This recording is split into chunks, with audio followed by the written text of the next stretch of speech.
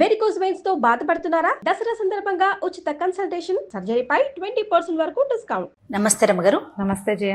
రమ్మగారు, మీరు చిట్టి పొట్టి కథలు కొన్ని చెప్తూ ఉంటారు కదా, కొన్ని ఒక 4-5 భాగాలు ఉండేలాగా చెప్తారు. అలాంటిది ఏదైనా ఇంకొక సిరీస్ ఏదైనా స్టార్ట్ చేద్దామా? ఒక కొత్త కథ చెప్పుకుందాం జయ. తప్పకుండా. ఆల్రెడీ మనం 4-5 ఎపిసోడ్లు వచ్చే కథలు చాలానే చేసాం. అవును, 2 ఎపిసోడ్లు, 3 ఎపిసోడ్లు, 4 ఎపిసోడ్లు అట్లా. ఇది కూడా ఒక 4 లేదా 5 ఎపిసోడ్లు వస్తుంది. 55-56 కాలంలో రచించబడి ప్రింట్ చేయబడిన కథ. కొంచెం పాతదే. కొంచెం పాతదే. రైట్. రైటర్ పేరు అయితే ఇవాళ నాకు జ్ఞాపకం లేదు. మనం 2వ భాగం అప్పుడు నేను రైటర్ పేరు చెప్తాను. అలాంటి బుద్ధిమతీయం ఈ కథ పేరు. బుద్ధిమతి అనే కుర్రవాడి కథ. ఓకే. పూర్వం ఒక రాజుగారు ఉండేవారు. మనుజపురం అనే ఊరికి కరుణాకరుడు అనే ఒక రాజు.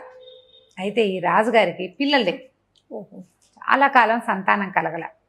ఆయనకు ఒక మంత్రి ఉండేవాడు, సత్యకీర్తి అని. ఆ సత్యకీర్తికి పిల్లలు లేరు.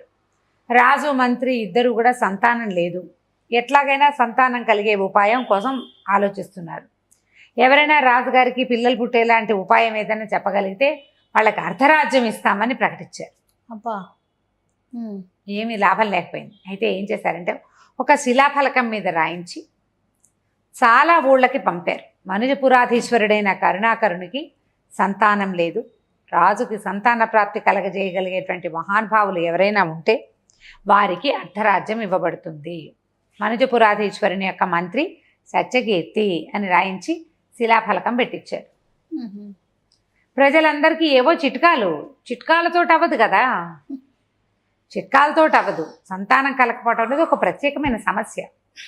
అది జాతక దోషమో, గ్రహదోషమో, రాజుదో, రాణిదో, దేశానిదో, వాళ్ళ పితరులదో తెలీదు.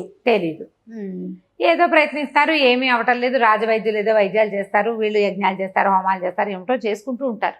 ఏమీ అవల. కానీ ఏమైందట, మంత్ర శివానంద అని ఒక మహాసిద్ధుడు ఒక ఆయన పక్క ఊరిలో ఈ బోర్డు చూశారు. తన శిష్యులతోటి ఈ ఊరు వచ్చారు. ఈ ఊళ్ళో కూడా ఆయనకి ఈ బోర్డు కనపడింది. సరే, అది చూసుకుని ఆయన వచ్చి ఈ మన రాజుగారికి కనపడ్డారు. కనపడేసరికి వీళ్ళు చాలా సంతోషించారు. ఆయన చాలా గొప్పవాడు, తపస్సంపన్నుడు. 3 మంది శిష్యులు ఉన్నారు ఆయనకి. అంతా కలిసే వచ్చారు. ఆయనకి అర్ధరాజ్యం మీద ఆసక్తి లేదు. అర్ధరాజ్యం ఇవ్వటానికైనా అంతా సిద్ధపడ్డారు అంటే ఎంత డెస్పరేట్గా ఉన్నారు సంతానం కోసం వీళ్ళు. పాపం. ఎవరో ఒకళ్ళని దత్తత చేసుకోవటానికి, ఎవరికో రాజ్యం ఇవ్వడానికి ప్రజలు కూడా ఒప్పుకోవట్లేదు. రాజు చాలా గొప్పవాడు, చాలా గొప్ప వంశం వాళ్ళది, చాలా ప్రజారంజకుడైన పాలకుడు ఆయన. ఆయన యొక్క సంతానమే కావాలని ప్రజలు కోరుకోవడంలో పెద్ద ఆశ్చర్యమూ లేదు. కాబట్టి ఈ రాజుకి కొంత మేలు చేయాలని భావించి ఆయన కూడా స్వయంగా బయలుదేరి వచ్చారు. వచ్చేసరికి ఆయన చూసేసరికి పరమేశ్వరుణ్ణే చూసినట్టుగా ఫీల్ అయ్యారు వీళ్ళు. ఎంత ఆనందపడ్డారో అసలు. చాలా అద్భుతమైన స్ఫురద్రూపం, శాంతమూర్తి భవించినట్టుగా ఉన్నాడు. శాంతమే ముని స్వరూపంలాగా ఉందన్నమాట ఆయన రూపం. చాలా ఆనందించారు. అందరూ నమస్కారాలు చేశారు.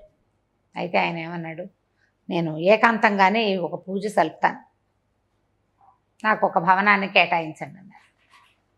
రాణి, మంత్రి గారి భార్య అక్కడ ఉండేలాగా ఏర్పరచమన్నాడు. చాలా చక్కగా పెద్ద భవనం.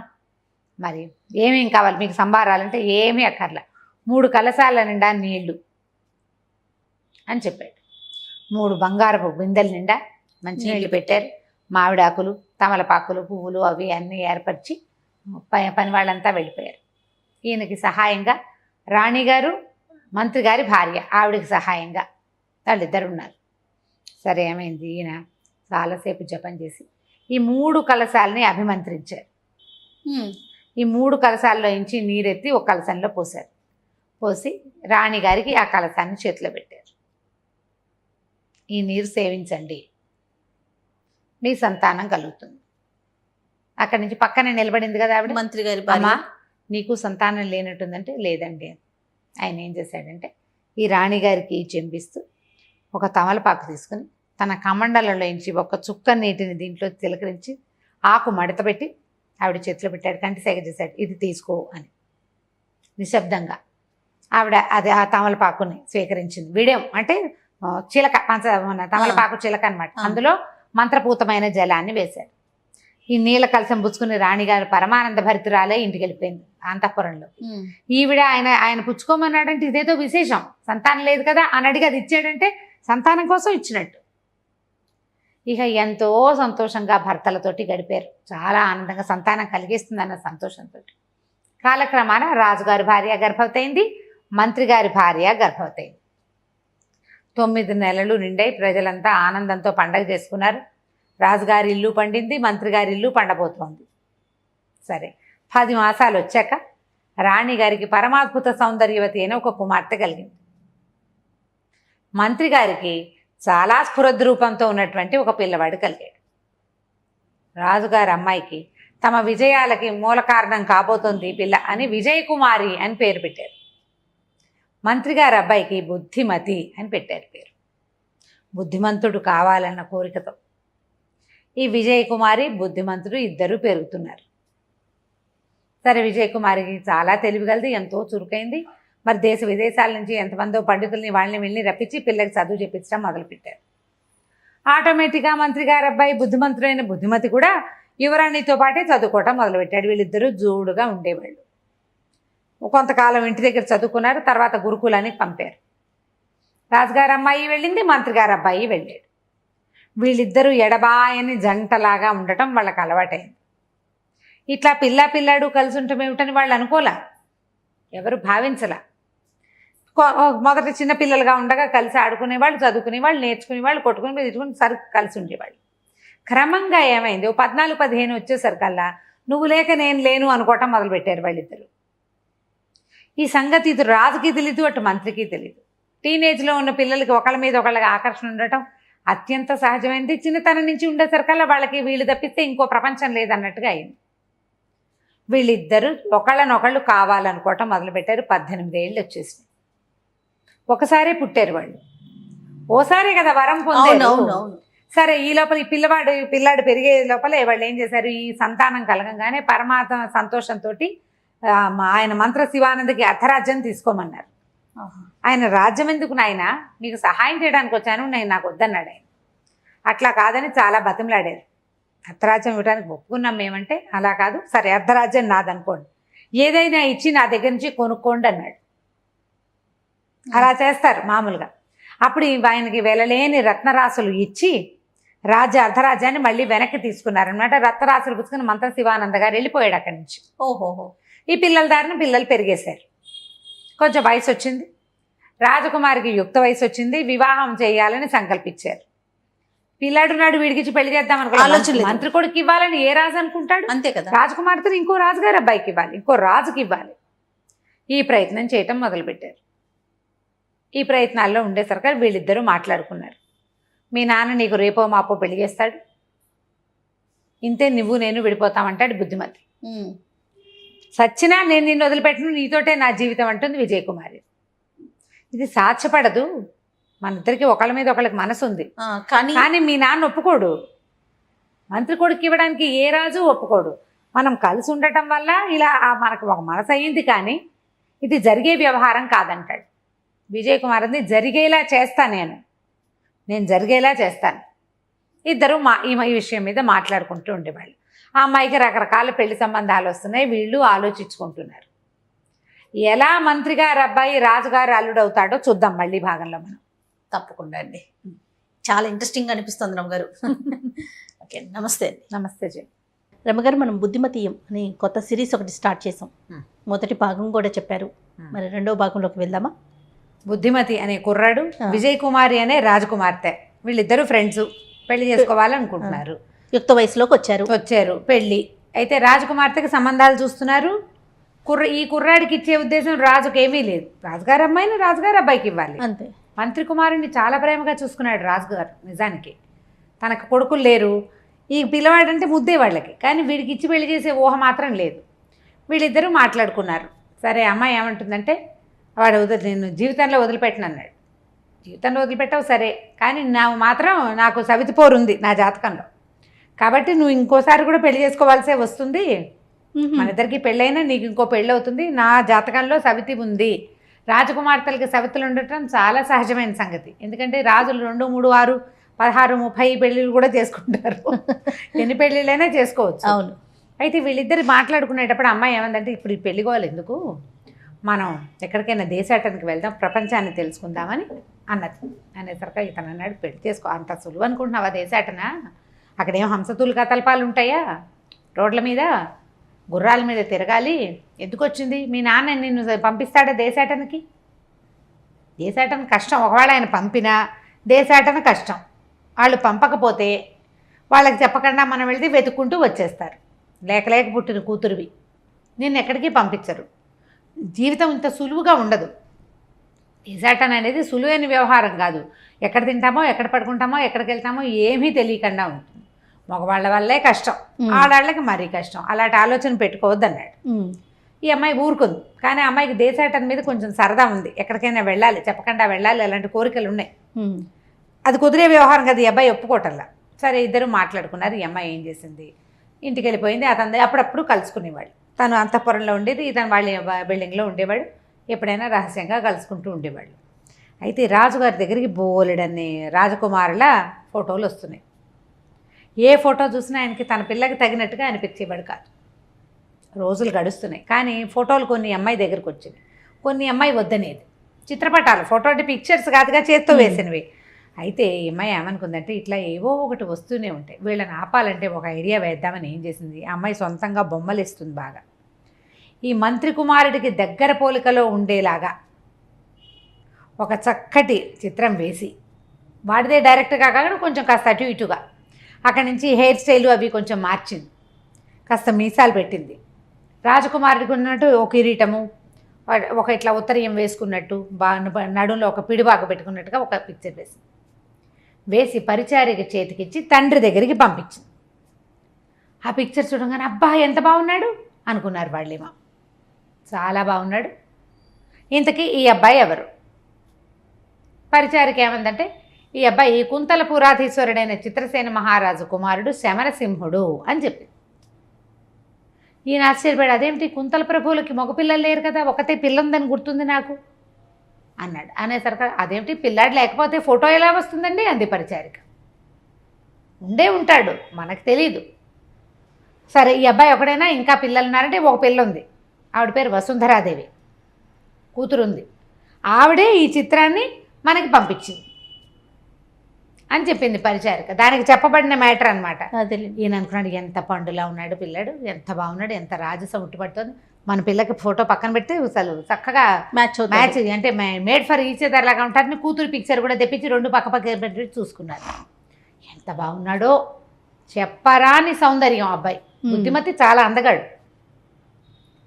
అందగాడికి ఇంకా కోర మీసాలు, తలపాగాలు పెట్టేసరికి వాడు అందం ఇంకా ద్విగుణీకృతం అయిపోయింది. అక్కడి నుంచి ఏమైంది, ఆ ఫోటోని రాజకుమార్తెకి పట్టుకొచ్చారు.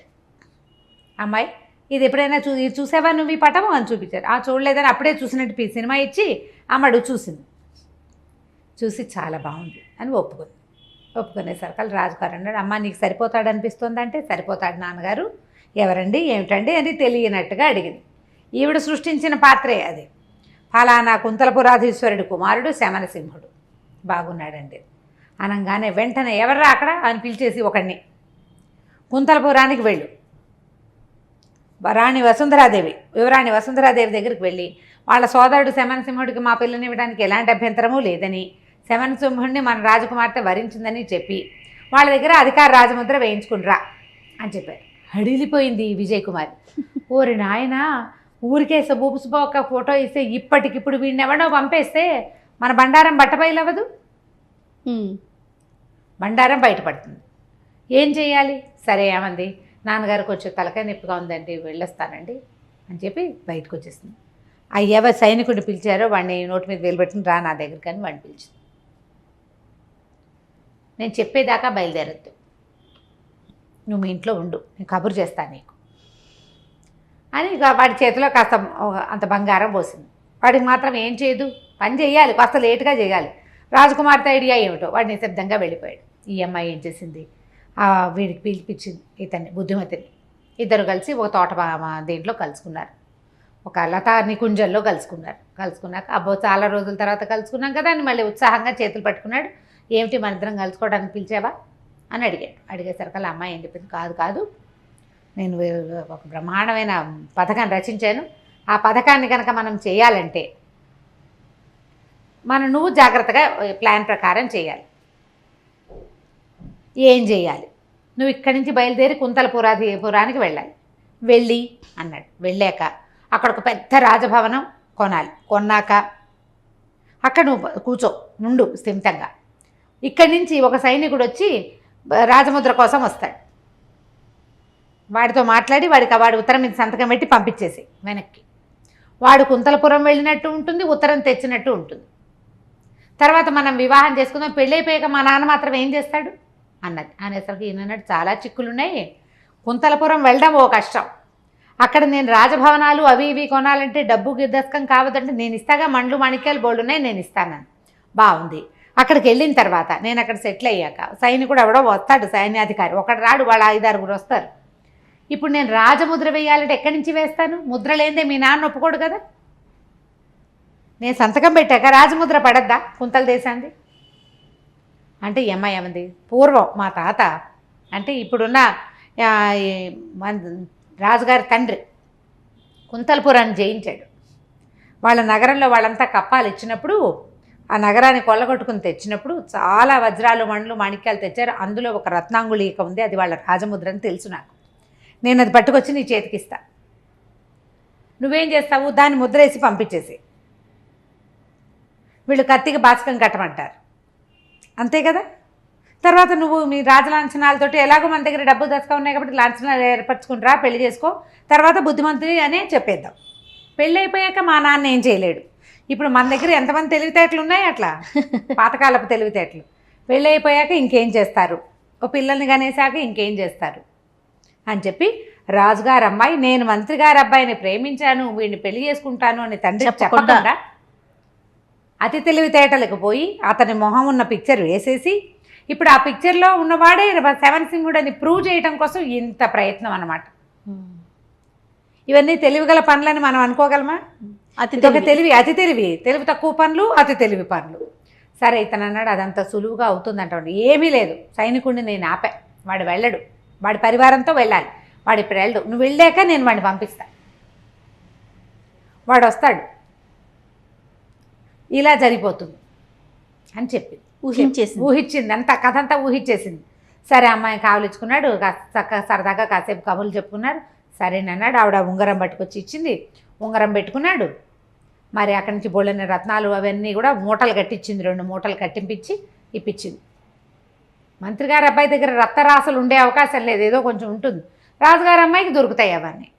ఇవన్నీ పుచ్చుకున్నాడు, బయలుదేరాడు, ఇంటికి వెళ్ళిపోయాడు. సరే రాత్రి చక్కగా అమ్మా నాన్న చెప్పాడు, దేశాటానికి వెళ్తాను అంటే ఆయన సంతోషించాడు. రేపొద్దున మంత్రి కావాలి తన కొడుకు, మంత్రి గారి అబ్బాయి మంత్రి అవుతాడు కదా, కొంచెం దేశాలన్నీ తిరిగి వస్తే వీడికి కూడా తెలివితేటలు పెరుగుతాయి. నిన్న దాకా చదువుకున్నాడు, కొంచెం సరదాగా వెళ్ళొస్తాడు, తర్వాత పెళ్లి పేరెంటం చేయొచ్చని ఒప్పుకున్నారు. పొద్దున్నే లేచాడు, చక్కగా పొద్దున్నే తినాల్సిన భోజనాలు అవి తినేసి సద్దన్నం తిని బయలుదేరేసాడు అనమాట. ఆ పుస్తకంలో శీతల అన్నము అని రాశారు, ఖచ్చితంగా సద్దన్నం తిన్నాడు అని రాశాక ఇవో 2 తినేశాక ఏం చేశాడు, ఒక 2 పని వాళ్ళని తోడు పెట్టుకుని గుర్రాలు వేసుకుని బయలుదేరి వెళ్ళారు. శమనసింహుడి దగ్గరికి పంపాము ఉత్తరం అని, అంటే మనం కబురు పంపాము అని రాజుగారు స్థిమితంగా ఉన్నాడు. ఆ పిల్లాడే మన పిల్లకి కాదగిన వరుడు అని. ఈ బయలుదేరిన అబ్బాయి సరే అలా వెళ్ళారు ఎక్కడికో దిగంతాల్లోకి. కుంతల దేశానికి వెళ్ళాలంటే అదేం పక్కన ఉందా, వెళ్ళొద్దు. సరే ఆ రాత్రికి ఎక్కడో ఆగారు, పడుకున్నారు. చక్క వంట చేసి తిన్నారు. చెరువు అది ఉంది, ఏమీ పల్లెలు గ్రామాలు ఏమీ లేవు ఆ దారిలో. పల్లెలు ఉంటే ఏ పల్లెలోకి పోయి ఓ ఇల్లు ఓ సత్రమో లేకపోతే దేవాలయమో, చిన్న దేవాలయాలు ఉంటాయి కదా, వాటికి అనుబంధంగా ఉండే చోట అయితే సేఫ్గా పడుకోవచ్చు. అడవుల్లో అంత సేఫ్టీ ఉండదు చూడు. అవును, భయంగానే ఉంటుంది. కానీ 2 పని వాళ్ళు ఉన్నారుగా, పడుకుంటే ఈ పగలల్లా ప్రయాణం చేసి ఈ అబ్బాయి చదువుకున్నాడు. కానీ ఈ రోజంతా ప్రయాణాలు చేయటం అవి అలవాటు ఉన్నవాడు ఏం కాదు. ఒక ఒళ్ళెరగానే బాగా నిద్రపోయాడు.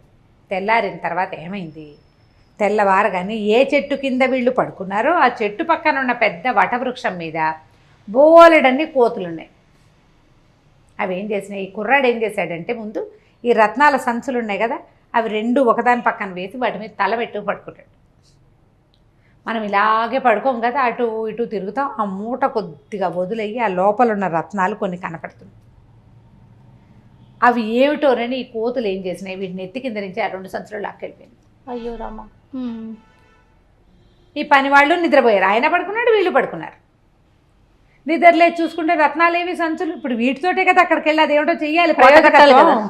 బిల్డింగ్ కొనాలి కదా ఒకటి. తెల్లబోయారు, వెతికారు, అటు ఇటు 1 కిలోమీటర్ అన్ని పక్కలకి వెతికారు, ఏమీ కనపడలేదు. అవి ఎలా పోయాయో కూడా వాళ్ళకి తెలియదు. మనుషులు వచ్చిన ఆనవాళ్ళు అయితే లేవు. రాత్రి పడుకునేదాకా ఎవ్వరూ రాకపోతే అర్ధరాత్రి నట్టడవిలో ఏ దొంగలు వస్తారు? దొంగలు రారు. దొంగలు వస్తే వీళ్ళ ఒంటి మీద ఆభరణాలు కూడా పోవాలి. ఒంటి మీద ఉన్న ఒంటి మీదే ఉన్నాయి, సంచులు మాత్రం లేవు. వెతుక్కున్నారు. ఇప్పుడు ఏం చేయాలి, నెత్తి మీద చేతులు పెట్టి కూర్చున్నాడు. ఒక రోజంతా ప్రయాణం చేసి వచ్చేసాం. యువరాణేమో తన మీద బోల్డ్ ఆశలు పెట్టి కూర్చుంది. అక్కడికి వెళ్ళి అదేదో చెయ్యాలి. మళ్ళీ వెనక్కి వెళ్ళి ఒట్టి చేతులతో ఎలా వెళ్ళాలి? నెత్తి మీద చేతులు పెట్టుకుని కూర్చున్నాడు దిగులుగా. ఏం చేశాడో వచ్చే భాగంలో తెలుసుకుందాం మనం. తప్పకుండా అండి. రైట్ రమ్య గారు. నమస్తే జయం. రమ్య గారు, మనం బుద్ధిమతి సిరీస్లో ఉన్నాము. 2 భాగాలు అయిపోయినాయి, 3వ భాగంలో ఉన్నాము. మంత్రి గారు అబ్బాయి అడవిలో పడుకున్నాడు. ఈ నెత్తి కింద పెట్టుకున్న రత్నాల సంచుల్ని కోతులు ఎత్తుకుపోయినాయి. వెతికారు దొరకలేదు. సరే ఇంకేం చేస్తారు, వెనక్కి వెళ్ళటం ఇష్టం లేదు. కొంచెం సామాన్లు ఉన్నాయి. ఈ అబ్బాయి వెతుకుంటున్నాడు, దిగులు పడ్డాడు, వెంకబెట్టుకున్నాడు, ఆలోచించాడు. కొంచెం వీళ్ళు ఏం చేస్తారు, సామాన్లు అన్నీ తెచ్చుకున్నారు వంట చేసుకోవడానికి. ముందు రోజు రాత్రి కూడా వండుకుని తిన్నారు వాళ్ళు. సరే పని వాళ్ళు ఏదో కొద్దిగా వండారు, బయలుదేరారు. ముందుకే వెళ్దాం, చూద్దాం ఏం జరుగుతుందో. ఇక వెనక్కెళ్ళ బుద్ధి కాల అతనికి. ఏదైతే అదవుతుందో ఒక ప్రయత్నం చేద్దాం అనుకున్నాడు. ముందుకెళ్తున్న కొద్దిగా ఏమైంది, వానలోకి ప్రవేశించినట్టుగా అయింది. మబ్బులు బట్టి చిన్న వాన వాన వాన వాన క్రమంగా అట్లాగే ఏదైనా పల్లె కనపడుతుందేమో, ఎక్కడికైనా వెళ్ళి తలదాచుకోవచ్చు. అడవిలో తలదాచుకోవటం ఎట్లా కుదురుతుంది? అంతేగా. ఏ చెట్టు కింద ఉంటారు. పిడుగు పడితే చెట్ల మీద. అడవి ఆనలు వచ్చేటప్పుడు ఎప్పుడూ చెట్ల కింద దించకూడదు. అవును, పిడుగు పడే ప్రమాదం ఎక్కువగా ఉంటుంది, చెట్ల మీద పడతాయి అవి. దాంతో ఇంకా ముందుకు నడవగా ఏమైంది, పైనుంచి ఒక పెద్ద జలపాతం తోసుకొచ్చేస్తోంది. కనిపిస్తోంది వీళ్ళకి. ఈ సైనికులు 2 ఉన్నారు కదా, వాళ్ళు ఏం చేశారు, గుర్రాలను వదిలిపెట్టేశారు. చెక్మని దొరికిన 2 చెట్లని ఎక్కేశారు. వాళ్ళు ఇట్లా దగ్గరగా లేరు. వానకి ఒకడు ముందు వెనకగా నడుస్తున్నారు. పైనుంచి వస్తున్నటువంటి ఆ జలపాతాన్ని చూసేసరికల్లా జలపాతాన్ని కొట్టుకుపోతామేమోనని భయపడి వాళ్ళిద్దరూ చెరో చెట్టు ఎక్కేశారు. ఈ అబ్బాయి ఈ విజయ్ కుమారి గురించి ఆలోచిస్తున్నాడు. ఆమె వేసిన ప్లాన్ ఎట్లా వర్కౌట్ అవుతుందో తెలీదు. ఇవన్నీ పోయినాయి, ముందుకెళ్తే తెలివిగల పని అవునో కాదో తెలీదు. అట్లా ఆలోచించుకుంటూ ఆ మీదకు వస్తున్న ప్రమాదాన్ని చూసుకోక ఆ ప్రవాహంలో కొట్టుకుపోయాడు. ఇప్పుడు ఇంతకుముందు రత్నాలు పోయినాయి, కానీ పనివాళ్ళు ఉన్నారు, వంట సామాన్లు, తిండి ఉంది. ఇప్పుడు పనివాళ్ళు 2, సైనికులు 2 ఇక్కడే ఉండిపోయారు. సామాన్లు ఇక్కడే ఉండిపోయినాయి. అవి ఉండిపోయినాయో పోయినాయో తెలీదు. వాళ్ళిద్దరూ చెట్ల మీద ఉన్నారు, వీడు మాత్రం నీళ్ళలో కొట్టుకుపోయాడు.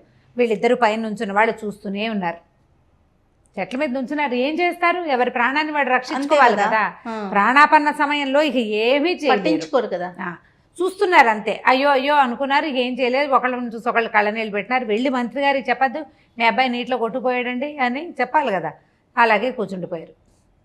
ఈ కొట్టుపోయి ఎక్కడికో కొన్ని చెట్ల దగ్గరికి వెళ్ళేసరికి స్లో అయ్యింది. ఈ లోపల వాన తగ్గింది. ఆ ప్రవాహంతో కొట్టుకుపోయిన వీడు ఒక తోట దగ్గర, తోటలాగా ఉంది, అడవే కానీ కొంచెం ప్రత్యేకంగా పెంచబడినట్టుగా ఉంది, అక్కడ తీరానికి చేరి పడిపోయాడు. అతను కొంచెం ఈతొచ్చు కాబట్టి ఎంతో కొంత చచ్చేపోకుండా బెదరకుండా, నీటికి అంత ఫోర్స్ వస్తే బెదిరిపోతారు. అవునవును. ఈత వచ్చిన వాడు కొంత యుద్ధ విద్యలు నేర్చుకుని ఉన్నవాడు కదా, దాంతో ఏదో దొంగ పట్టుకుని ఎట్లాగొట్లా ఓ పక్కకి చేరాడు. చేరాక లేచి ఆ నీళ్ళలో నుంచి బయటకు వస్తే బట్టలన్నీ తడిచిపోయినాయి, ఏం లేదు, ఏవో చెట్లు కనపడే, మామిడి చెట్లు అవి ఉన్నాయి.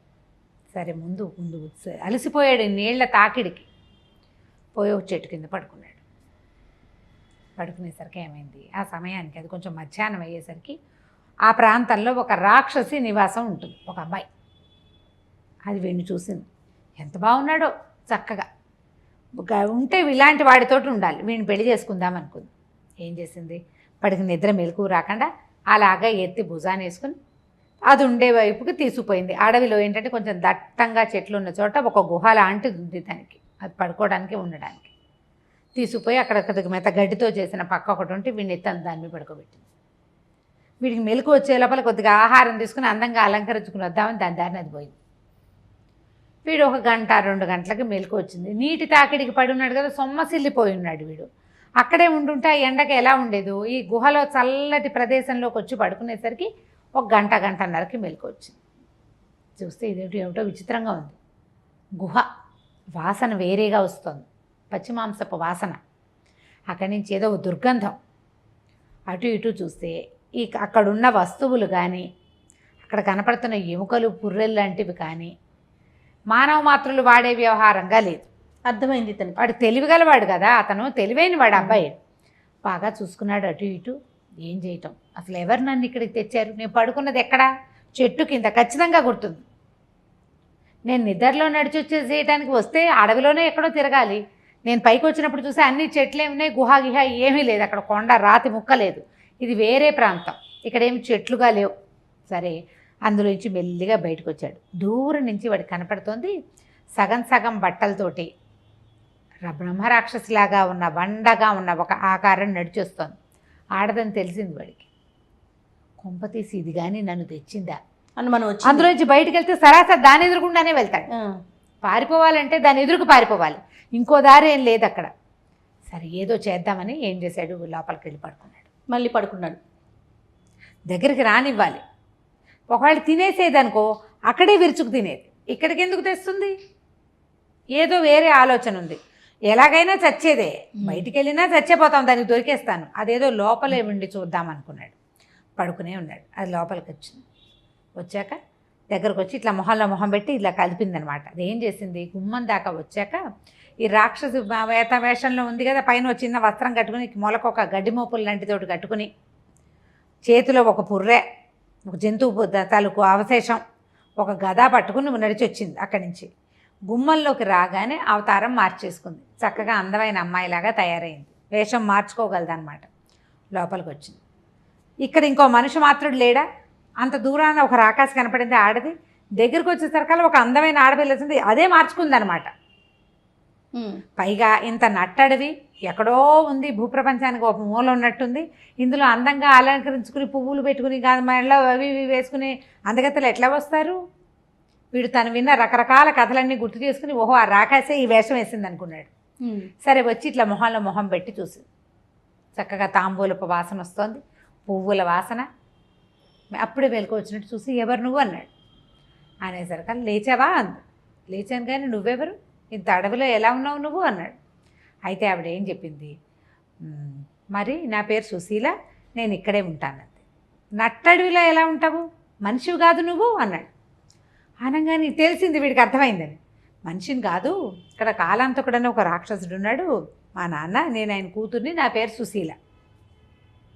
మరి నేను వలిచాను, నువ్వు నాకు నచ్చావు, అందుకని నేను నిన్ను ఇక్కడికి తీసుకొచ్చాను అనేసరికి తెల్లబోయాడు. రాక్షసులకి మనుషులకి పెళ్ళేమిటి, నువ్వు నన్ను వలచటం ఏమిటి? నీ ఒరిజినల్ సహజమైన స్వరూపాన్ని చూపించాక నీకు నాకు సరిపోతుందో లేదో ఏదైనా అర్థం ఉంటే చూసుకో, తెలుస్తుంది నీకు అన్నాడు.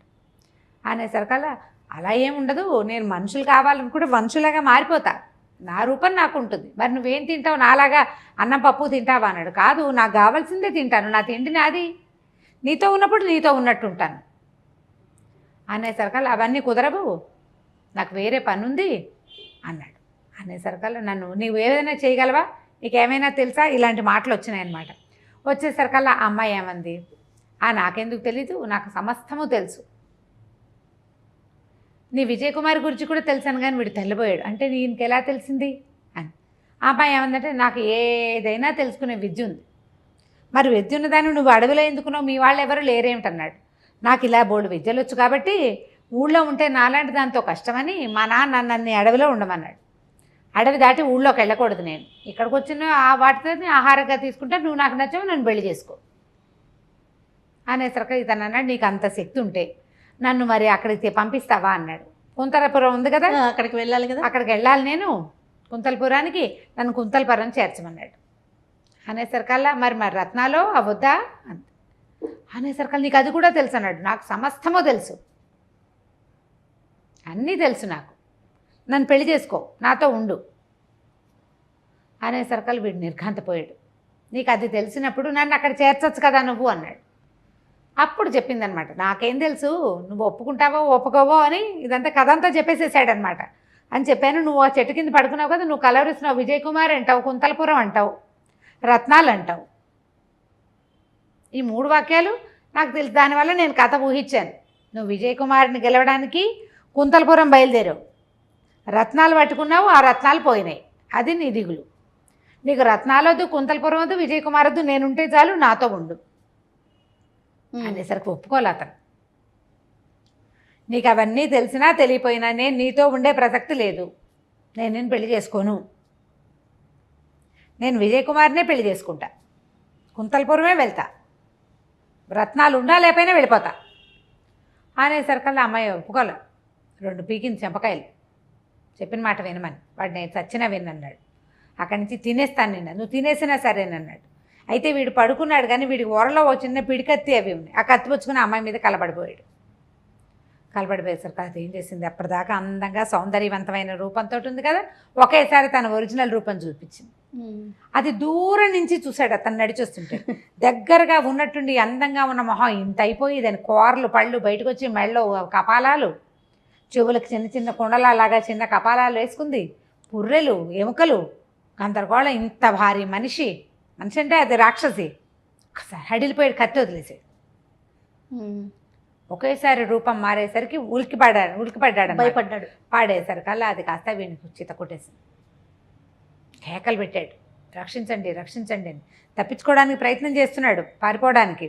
ఈ లోపల ఏమైంది, అక్కడికి ఒక మునీశ్వరుడు వచ్చాడు. వచ్చి ఏం చేశాడు, రావటం ఆయన దగ్గర ఒక కమండలం ఉంది, కాస్త నీళ్లు తీసి ఆ రాక్షసు మీద చల్లాడు. చల్లంగానే అది ఒక చిన్న చిట్టెలుకలాగా అయిపోయి పరిగెత్తేసరికల్లా వీడు అమ్మయ్య అనుకున్నాడు. ఆయన ఏం చేశాడు, అబ్బాయిని చేతితో పుచ్చుకొని బయటికి తీసుకొచ్చాడు. ఎవరు బాబు మీరు, నన్ను రక్షించడానికి వచ్చారంటే నేను ఈ దారిలో వెళ్తున్నాను, నీ కేకలు వినబడి వచ్చాను. అది వీడికి ఏం డౌట్ వచ్చింది, ఒక అనుమానం వచ్చేసింది. ఇప్పుడు అది నాజూగ్గా లతాంగిలాగా ఉన్నది ఒకసారి వికృతాంగిగా తయారైంది. ఈయన ఒక చెంబులోంచి 2 చుక్కలు నీళ్ళు తల్లి దాన్ని ఎలుకం చేశాడు. వీడికి కూడా ఏ శక్తులైనా ఉండి వీడు ఇంకో రూపం వహిస్తే నేనేం చేయాలి ఇక్కడ? కంగారు పడ్డాడు, భయపడిపోయాడు. బాబు మీరు కూడా అవతారం మార్చుకుంటే నేనేం చేస్తానండి అంటే, ఏమీ మార్చుకోకండి నాయన, నేను అనంత శక్తులు కలిగినటువంటి ఒక ఋషిని, నేను ఈ దారిన పోతూ ఎవరో మానవార్భకుడు అరుస్తున్నాడని వచ్చాను. ఈ ప్రాంతంలో ఈ రాక్షసు ఉందని, అది జంతువులు విరుచుకు తింటుంది నాకు తెలుసు, మనుషుల జోలికి అది ఎప్పుడూ రాలేదు, నా దారిని నేను వెళ్తాను, నన్ను అదేం చేయలేదు, నాకు శక్తియుక్తులు ఉన్నాయి కాబట్టి అందుకే వచ్చాను అన్నాడు. అని ఏ ఊరు ఏమిటంటే వీడు కొంచెం స్థిమితపడ్డాడు. ఆయన కొంచెం నీళ్ళ దగ్గరికి తీసుకెళ్ళాడు. సరే నీళ్ళు తాగాడు, కూర్చొని మెల్లిగా చెప్పాడు, మనుజపురం నుంచి వస్తున్నానండి అంటే, మనుజపురం నాది, నేను అక్కడి నుంచి కుంతలపురానికి బయలుదేరాను, మధ్యదారిలో ఇట్లా కోతులు నా నగలు తీసుకుపోయినాయి, నా రత్నాలన్నీ పట్టుకుపోయినాయి, నా సేవకులు 2 అక్కడ ఉండిపోయారు, నీటి ప్రవాహంలో నేను కొట్టుపోయి ఇక్కడికి వచ్చాను, ఓ చెట్టు కింద పడుకుంటే ఈ రాకాసి నన్ను తీసుకొచ్చి పెళ్లి చేసుకోమంటోంది, అందుకని ఇలా అయిందని చెప్పాడు. చెప్పేసరికి మనుజపురం అనేది అక్కడ రాజు నీకు బంధువా అని అడిగేసరికి కాదు, ఆయన రాజు, నేను మంత్రి కుమారుణ్ణి, నేను బ్రాహ్మణుణ్ణి, రాజకుటుంబం కాదు నాది అనేసరికల్లా అని ఆయన మీకు తెలుసా అన్నాడు. అంటే ఈయన అడిగాడు, ఆయనకి సంతానం కలిగిందా అని అడిగాడు. కలిగిందండి, ఒక అమ్మాయి ఉంది, విజయ్ కుమార్ అని చెప్పాడు. చెప్పేసరికల్లా ఆయన సంతోషించాడనమాట. సంతోషించి ఆ అమ్మాయి పుట్టడానికి కారణం నేనే, ఆయనకి సంతానం లేనప్పుడు నేనే ఆయనకు పూజ చేసి నీది ఇచ్చాను అనగానే వీడు సంతోషించేశాడు. బాగా ఆనందం వచ్చేసింది వీడికి. అయ్యా తమరేనా అని వంగి కాళ్ళకి దండం పెట్టాడు. నువ్వెవరు నాయన అంటే, మీరు తమలపాకుల్లో నీటి జల్లిచ్చారు, మా అమ్మ తీసుకుంది, ఆవిడకి నేను సంతానంగా కలిగాను, నేను మంత్రి కుమారుని, నా పేరు బుద్ధిమతి అని చెప్పాడు.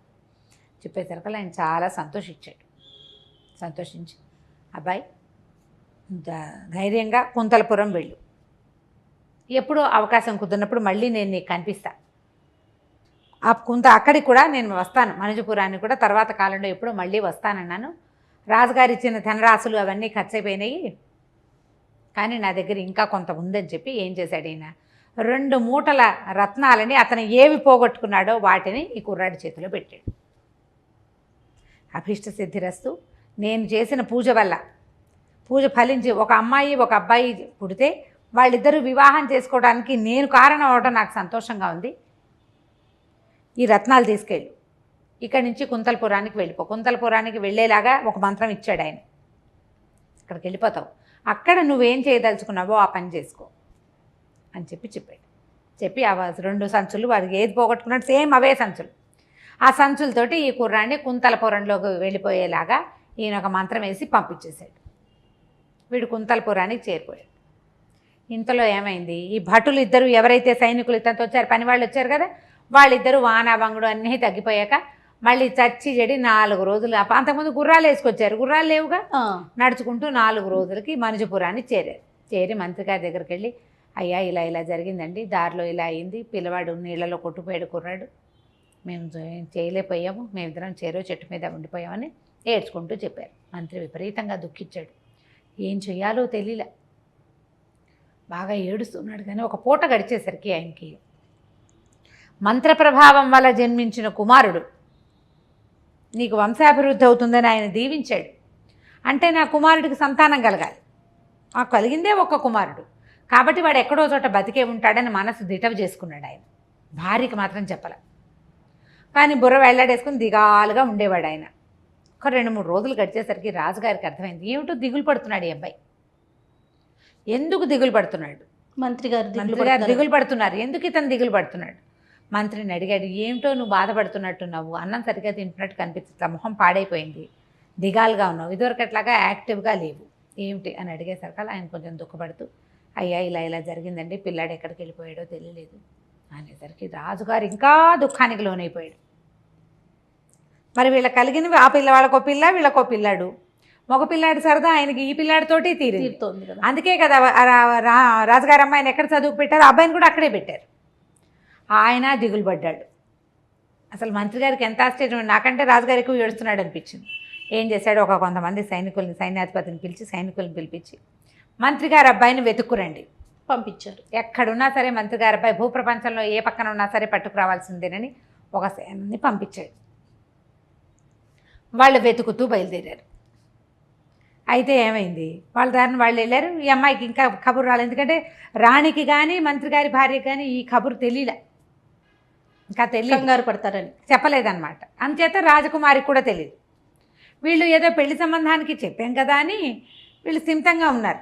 అంటే ఇప్పుడు శమనసింహుడి దగ్గర ఇక్కడ పంపించారు. అవునవును. ఇంతలో ఏమైంది, ఈ రాజకుమారుడు ఈ మంత్రి గారి అబ్బాయి ఎక్కడికి వెళ్ళాడు, ఒక సత్రంలో పడుకున్నాడు. ఆ సత్రంలో ఏదో డబ్బులు కట్టాడు, ఈ సంచులు ఆ గదిలో పక్కన బారేసుకుని హాయిగా పడుకున్నాడు. పడుకుంటే ఒక సాయంకాలం అయ్యేసరికి సైనికులు వచ్చేసారు. సైనికులు వచ్చి ఈ మొత్తం గదులన్నీ సోదా చేస్తూ మన మంత్రి గారి అబ్బాయి పడుకున్నటువంటి గదిని కూడా సోదా చేసి రత్నాలతో సహా దొంగ దొరికాడు అని ప్రకటన చేసి ఈ కుర్రాన్ని ఎత్తుపోయారు. కుంతల దేశంలో దొంగలు పడ్డారు, రత్నాలు పోయినాయి. ఓకే.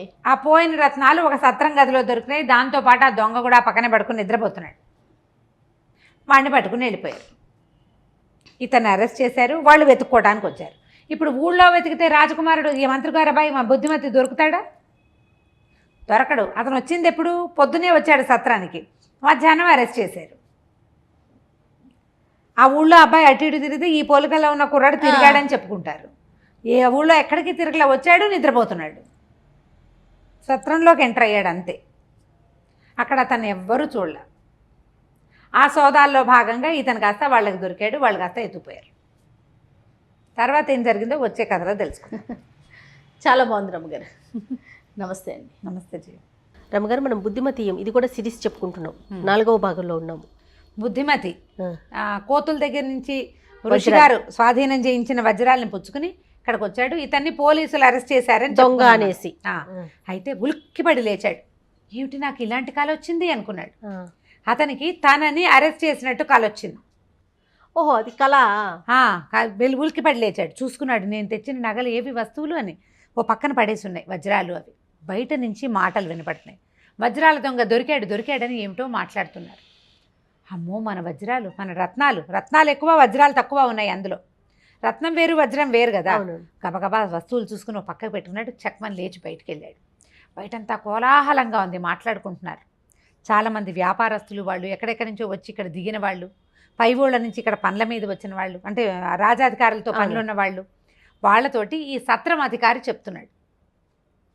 వాడెవడో రత్నాల దొంగ, వాడిని పట్టుకున్నామంటున్నారు, వాడు అంతలోనే పారిపోయాట, రత్నాలు దొరికేందుకు ఇదైంది అని మాట్లాడేసరికి అడిగాడు ఏమిటి ఏం జరిగింది అని. ఆ అంతఃపురంలో రత్నాలు తర్వాత నగలు పోయినాయి నగలు. ఈ పట్టుకుపోయిన వాడు దొంగ వాడి కోసం వెతుకులాడుతున్నారు. దాంతో ఇతనికి భయం వేసింది, మన దగ్గర కూడా రత్నాలు ఉన్నాయి, ఏమవుతుందో అని ఏమనుకున్నాడు, నా దగ్గర రత్నాలు ఉన్నాయని చెప్పకూడదు వీళ్ళకి. సరేననుకున్నాడు. ఏం చేశాడంటే ఇక రోజు కాస్త తయారయ్యి పొద్దున్నే మార్కెట్లోకి వెళ్ళటం మొదలుపెట్టాడు. రత్నాలు కొంటాము అనే బోర్డు కనపడాలి, రత్నాలు అమ్ముతాము బోర్డులే కనపడుతున్నాయి అన్నీ. అమ్మే బోర్డు కొనే బోర్డు కనపడాలి కదా. ఏ కొట్టుకైనా వెళ్ళి నా దగ్గర రత్నాలు ఉన్నాయి కొంటారంటే దొంగ అంటారేమో, అంతేగా. అక్కడ రత్నాలు పోయినాయి. ఒక 4 రోజులు తిరిగాడు. 2-3 రోజుల తర్వాత ఏమనుకున్నాడు, ఇంక ఇక్కడ ఉండకూడదు అని ఈ సంచులతోటి వేరే చోటకి మారాడు, ఇంకో సత్రానికి మారాడు. మారి ఒక 5-6 రోజులు తిరిగిన తర్వాత 6వ రోజున ఇతనికి ఒక బోర్డు కనపడింది, ఇచ్చట రత్నములు అవి కొనబడును అని. అమ్మయ్య మనకు కావాల్సింది ఇదేనని అందులోకి ప్రవేశించాడు. ప్రవేశిస్తే లోపల ఒక ఆయన కూర్చుని ఉన్నాడు. ఆయన మంచి ఎత్తు స్ఫురద్రూపి పెద్ద భారీ పర్సనాలిటీ, మీసాలు గీసాలు చూస్తే ఒక యుద్ధవీరుడిలాగా ఉన్నాడు, కానీ వ్యాపారస్తుడు. ఆయనకి ఏమండి రత్నాలు కొంటారా అన్నాడు. అదేగా బోర్డు పెట్టాం, ఏమున్నాయి మీ దగ్గర అన్నాడు ఆయన. రత్నాలు ఉన్నాయండి, మరి వజ్రాలు కూడా కొన్ని ఉన్నాయండి అన్నాడు. ఎన్ని ఉన్నాయి రత్నాలు అన్నాడు. ఒక 6 మానికలు రత్నాలు ఉన్నాయండి, ఒక మానిక వజ్రాలు ఉన్నాయి అన్నాడు. ఎక్కడివి మీకు అని అడిగాడు ఆయన. యాక్చువల్గా మా నాన్న వాళ్ళు అమాత్యులుగా పనిచేశారండి, మాకు రాజస్థానంలో లభించినవే, మరి ఇప్పుడు అవసరం పడి అమ్ముతున్నాను అన్నాడు. అసలు మీ ఊరు అని అడిగాడు ఆయన. మనుజపురం చెప్పాడు. మనుజపురంలో మా మంత్రులు తాత తండ్రులంతా కూడా మాకు అక్కడ లభించింది. ఇప్పుడు మంత్రిత్వం లేదు, నేను కుమారుణ్ణి, నాకు మంత్రిత్వం లేదు. నాకు లభించినటువంటి వస్తువుల్ని వాటిని అక్కడ కొంతకాలం అక్కడ గడుపుకున్నాను, ఉన్న వాటిని అమ్మేసుకుని. ఇవి కొనగలిగే సామర్థ్యం ఉన్న వాళ్ళు మనుజపురంలో లేరు, మీ ఊళ్ళోనే అమ్ముకోకపోయారా అంటాడు అవతలవాడు. అక్కడ అమ్మగలిగే వస్తువులను అక్కడ అమ్మాను, ఈ వస్తువులకి ఇక్కడ ఈ నగరంలో ఏమైనా ఇది ఎక్కడికి వచ్చారు, కుంతల దేశానికి వచ్చాడు. కుంతల దేశంలో వీటికి చాలా ఇది ఉందని తెలుసుకుని ఈ ప్రాంతానికి వచ్చానండి అన్నాడు. మీరు ఎక్కడ బస చేశారు అన్నాడు. ఎక్కడ బస చేశారు అంటే ఫలానా చోట బస చేశాను. ఎప్పుడు వచ్చారు మీరు అన్నాడు. 6 రోజుల క్రితం వచ్చానండి, మొదట ఒక చోట ఉన్నాను, ఇప్పుడు ఇంకో చోటకి మారాను. అన్నీ చెప్పాడు. చెప్పిన తర్వాత ఏవి మీ దగ్గర ఉన్నవి చూపించండి అంటే, మీరు వెల ఎంత ఇస్తారు అంటే, మాకు సేరుకు సేరు మానిక బంగారం ఇచ్చే పద్ధతి ఉంది, మానిక వజ్రాలు రత్నాలు ఇచ్చామనుకో మానిక బంగారు దినారాలు ఇస్తాం. ఓహో అన్నాడు. ఈయనకి పరిస్థితి ఏమిటి, ఇతనికి అమ్మాయికి ఏం చెప్పొచ్చాడు, ఈ ఊళ్ళో ఒక పెద్ద బిల్డింగ్ కొని యువరాజు లాంటి ఒక సినిమా ఇవ్వాలి, ఎవడు అక్కడి నుంచి ఒక ప్రతిహారో సైనికుడో కాగితం పుచ్చుకొచ్చేదాకా. ఇప్పుడు డబ్బు అవసరం తనకి, పోనీ అమ్మకుండా ఉందాము కొన్నాళ్ళు రత్నాలు ఇక్కడే దాచుకుని ఉందామంటే పరిస్థితి లేదు, అక్కడి నుంచి సైనికుడు బయలుదేరితే ఇబ్బంది కదా, అప్పుడు ఇబ్బంది కదా. అందుకని ఏమన్నాడు, సరేనని పట్టుకొచ్చాడు, తీసుకొస్తే వీళ్ళు కొలిచి చూసుకున్నారు. 6 మానికలు రత్నాలున్నాయి, ఒక మానిక వజ్రాలు.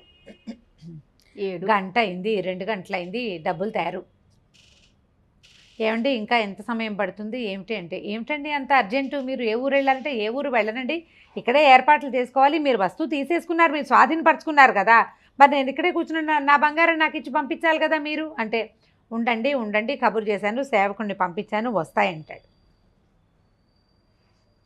3-4 గంటలు గడిచాక ఒక పెద్ద పటాలంలాగా సైనికులు వచ్చారు. పట్టుకో అన్నారు. ఈయన అప్పటిదాకా గడ్డం అవి పెట్టుకుని పెద్ద మనిషిలాగా కూర్చుని ఆయన లేచి నిలబడ్డాడు. ఈయన నడుగు పెద్ద పట్టాకత్తి కూడా ఉంది, తలపాగా తీసేసాడు, పెద్ద జులపాల జుట్టు బయటపడింది.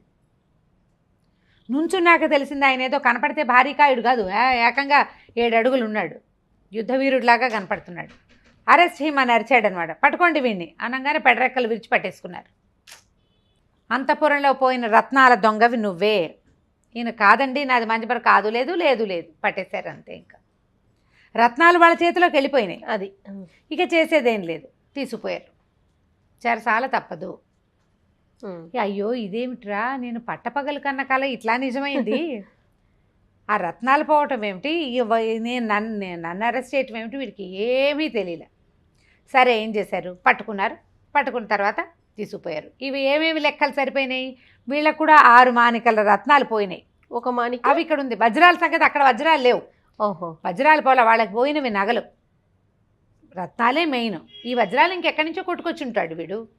తర్వాత ఏ రోజు వజ్రాలు పోయినాయో ఇతను ఆ రాత్రే ఈ కుంతల దేశం లోపలికి వచ్చాడు. ఏ సత్రం దగ్గర దొంగ పట్టుపడ్డాడు అని మొట్టమొదట కేకలు పెట్టారో అదే సత్రం దగ్గర ఇతను ఉన్నాడు. మొదట చెప్పాడుగా వివరం, నేను ముందు అక్కడ ఉన్నాను తర్వాత ఇక్కడికి వచ్చాను అని. దాంతో తీసుకుని మంత్రి గారి దగ్గరికి ప్రవేశపెట్టారు. ఆ స్థానంలో ప్రవేశపెట్టారు. ఓ చోట నిలబెట్టారు. నిలబెట్టిన తర్వాత ఏమన్నారు, ఎవరని వేరే పెద్దవాళ్ళు వచ్చి మిమ్మల్ని కనుక్కుంటారండి, ఒక రూమ్లోకి వెళ్ళండి అని ఓ రూమ్లోకి పంపించారు. పూర్తిగా దొంగ అని నిర్ధారించాల ఆయన పట్టుకున్నారు. ఇక ఊరంతా ప్రథ బయలుదేరింది. సేనాధిపతి ఆయన పట్టుకున్నాడు. ఆయన చాలా ప్లాన్ చేసి పట్టుకున్నాడు. ఇక్కడ రత్నాలు కొనబడినని బోర్డు కూడా పెట్టు కూర్చుని ఉన్నాడు అక్కడ. అట్లా దొంగలు దొంగ బంగారం కొనబడుతుందని బోర్డు ఉంటే దొంగలతనం చేసిన వాళ్ళు అక్కడికే కదా వెళ్తారు. ఆయన ఆ ప్లాన్ చేశాడు. సరే ఏమైంది, వీడు మహాస్ఫురద్రూపి ఈ బుద్ధిమతి. అక్కడ అతను అడిగాడు సైన్యాధిపతి, అక్కడ వ్యాపారస్తుడు వేషం వేసిన ఆయన మీ పేరేంటండి అంటే కొంచెం ఆలోచించి మతిమంతుడు అని చెప్పాడు. బుద్ధిమతి అని చెప్పకుండా మతిమంతుడు నా పేరు అని చెప్పాడు. సరే ఇక్కడికి వచ్చేసరికల్లా ఏమైంది, ముందు ఒక పెద్ద మనిషి వచ్చి కనుక్కున్నాడు, మీది ఏ ఊరు, మీరెవరు, ఏమిటి, మీకు ఎక్కడివి అని అడిగాడు. అన్నీ అడిగిన తర్వాత సరే భోజనం చేయండి, యువరాణి వచ్చి మాట్లాడతారు మీతో. యువరాణి, ఎందుకంటే మరి ఈ రాజ్యాన్ని సంరక్షిస్తోంది ఆవిడే.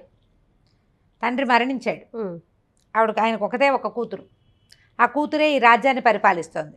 ఆ కూతురికే సోదరుడు అని చెప్పి ఇతని పేరు వాళ్ళ నాన్నకి చెప్పింది ఆ అమ్మాయి. ఫోటోపై చూపించింది కదా తండ్రికి.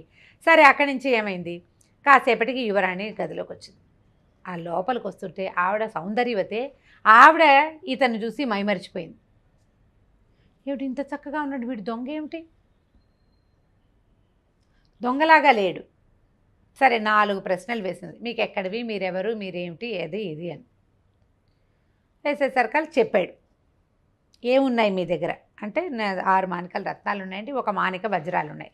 వస్తువులు చూశారు, ఆ వజ్రాలు తమవి కాదు. రత్నాలు అన్ని చోట్ల ఒకేలా ఉంటాయి, వజ్రం పోలేదు. కుంతలపురంలో ఎక్కడైనా వజ్రాలు పోయినాయంటే అది రాలా కబురు. ఇతను చూస్తే స్ఫురద్రూపిగా ఉన్నాడు, తెలివిగలవాడుగా కనిపిస్తున్నాడు. అక్కడి నుంచి మంత్రి గారు వచ్చారు. మంత్రి గారు యువరాణి గారు ఇతన్ని కూర్చోబెట్టే మాట్లాడుకున్నారు. సైన్యాధిపతి పట్టుకున్నాడు, ఆయన ఇక్కడ బోర్డు పెట్టుకుని కూర్చున్నాడు. ఈయనేమో ఆ లెక్కలన్నీ సరిపోయినాయి. ఆ రోజే వచ్చాడు ఇతను అంతఃపురంలో ప్రవేశించాడంటే అంతఃపురం దారి తెన్ను నాకు తెలియదంటే ఈ ఊళ్ళో నాకు తెలిసిన 3 సందులు. ఒకటి రత్నాల వ్యాపారస్తులు ఉన్న లైను, రెండోది దాని వెనక ఇవాళ కొత్తగా నేను బోర్డు చూసిన లైను, 3, 4 అతనికి తెలిసినటువంటి మొదటున్న సత్రము, రెండో సత్రము, 4 దారులు తెలుసు అతనికి. మిగిలిన ఏ దారులు అతను గుర్తు కూడా పట్టలేడు. కొత్తగా ఊళ్ళోకి వచ్చిన వాడికి ఏం తెలుస్తుంది, ఏమీ తెలీదు, తలా తోక తెలీదు. నన్ను ఎక్కడికి తెచ్చారో కూడా నాకు తెలియదు అంటాడు. సరే అక్కడి నుంచి మంత్రి గారు, అబ్బాయి నువ్వు ఎక్కడి నుంచి వచ్చావు అని కనుక్కున్న తర్వాత ఇతను ఏ సత్రంలో ఉన్నాడో, ఇతని బట్టలు ఉన్నాయా అనేవి ఉన్నాయా అన్నారు. బట్టలు ఉన్నాయండి, కావాలంటే తెప్పించండి అన్నాడు. సరే అతన్ని మళ్ళీ వివరాలు అడిగితే నేను మనుజపురం నుంచి బయలుదేరేటప్పుడు 2 సైనికులతో వచ్చా. అక్కడ పెద్ద వర్షం వచ్చింది, నేను తప్పిపోయాను. వాళ్ళు ఊరెళ్ళిపోయారో ఏమైపోయారో నాకు తెలియదు. అయితే కోతులు నా రత్నాల మూటల్ని పట్టుకుపోయినాయి. తర్వాత ఒక మహానుభావుడి దయ వల్ల మళ్ళీ నేను వాటిని సంపాదించుకున్నాను. నా బట్టల్లో కోతులు చింపేసిన బట్టలు కూడా ఉన్నాయి, ఎందుకంటే నా బట్టల మూటలు కూడా కోతులు పట్టుకుపోయి అన్నీ చింపేసినాయి. చింపిన బట్టలు ఉన్నాయి, కావాలంటే చూసుకోండి అన్నాడు. బట్టలన్నీ తెప్పిస్తే అవి చక్కగా ఖరీదైనవి, అన్నీ పట్టువి, మంచి బట్టలు. మామూలు వాడు కాదు ఇతను. నేను చెప్తున్నాడుగా మంత్రి కొడుకుని అని చెప్తున్నాడు, అది తెలుస్తోంది. అక్కడి నుంచి ఆ బట్టల్లో రాజకుమారులు ధరించేటట్టుగా ఉన్న 2 జతలు ఉన్నాయి. ఆవిడ ఏం చేసింది, ఎవరు అమ్మాయి విజయ్ కుమారి ఇతనికి యువరాజుకి వేసుకునేందుకు బట్టల కోసం వెళ్ళగానే ఇబ్బంది లేకుండా 2 జతలు చక్కగా యువరాజులు వేసుకోవాల్సిన పట్టుతో బట్టలు కుట్టించి పంపించింది. ఆ కుట్టించిన బట్టల్ని కోతులు చింపినాయి. బట్టల మీద ఏదైనా గుర్తుందంటే కొన్నిటి మీద స్వస్తికులు అవి ఉంటాయండి, గుర్తులేదు, కానీ నా బట్టల మీద మామూలుగా చాకలి గుర్తుకి వేస్తాడు, కావాలంటే చూడండి అంటే చూస్తే స్వస్తిక మనుజపురపు తాలూకు గుర్తు. ఓహోహో. వాళ్ళు ఏమనుకున్నారు, యువరాణి మంత్రి మాట్లాడుకున్నారు. ఈయన మొహం చూస్తే దొంగల్లే లేడు, మాట్లాడితే తెలివిగా మాట్లాడుతున్నాడు, వస్తువులు అవి చెప్తున్నాయి. వజ్రాలు అసలు మనవి కానే కాదు, రత్నాలు ఎవరింట్లో అయినా ఒకేలా ఉంటాయి. అతను చెప్పిన ప్రకారమే జరిగింది. సరే ఆలోచించి వీళ్ళు ఏమన్నారంటే, అయ్యా మాది పొరపాటని మాకు అనిపిస్తోంది, కాబట్టి మీరు మా దగ్గర కొద్ది రోజులు విశ్రాంతి తీసుకోండి, మీ దారిని మిమ్మల్ని మీ వస్తువులు మీకు అప్పచెప్పేస్తాము, మా పొరపాటుకి మీకు క్షంత విలువ అని చెప్పారు. మాట్లాడుతూ ఉంటే అతను తెలివిగా మాట్లాడటము, కావాలంటే అవి చూసుకోండి ఇది చూసుకోండి అంటాడు. చాలా చూసేసాను జీవితంలో. ఒక మనుజపురం నుంచి ఇక్కడ బయలుదేరే లోపల సావు తప్పి కన్నులు అట్టపోయింది, ముందేమో కోతలు పట్టుకుపోయినాయి, తర్వాత నీళ్ళలో పడ్డాడు, తర్వాత రాక్షసి ఎత్తుకుపోయింది, కాస్తుంటే అది చంపేసేది లేదా తినేసేది, లేకపోతే దాన్ని పెళ్లి చేసుకోవాల్సి వచ్చేది. ఇవన్నీ చూసాను. ఇక మిగిలింది ఏమిటి, కృష్ణ జన్మస్థానం ఒకటే చూడాలండి, ఆ ఒకటి చూసేస్తే నా జీవితం పరిసమాప్తి అయిపోతుంది అన్నాడు. తెలివిగా మాట్లాడుతున్నాడు. సరే ఏం చేశారు, ఒక రూమ్ ఒక పెద్ద భవనం ఆయనకి కేటాయించారు. పడుకోండి వాళ్ళకని భోజనం పెట్టారు. పడుకునేసరికల్లా రాత్రి 9-10 అయ్యేసరికల్లా ఈ యువరాణి వసుంధరాదేవి ఇతని గదిలోకి ప్రవేశించింది. హాయిగా ఇక్కడే ఉండొచ్చు కదా అని అడుగుతుంది. రాచరికం చేసింది. నేను రాచరికం లేదు, నేను బ్రాహ్మణ్ణి, నాకెట్లా రాచరికం వస్తుందంటాడు. ఆవిడ ఏమంటుందంటే, దానిదేముంది, నాతో కలిసి ఉండు, నా రాజ్యం నీదే.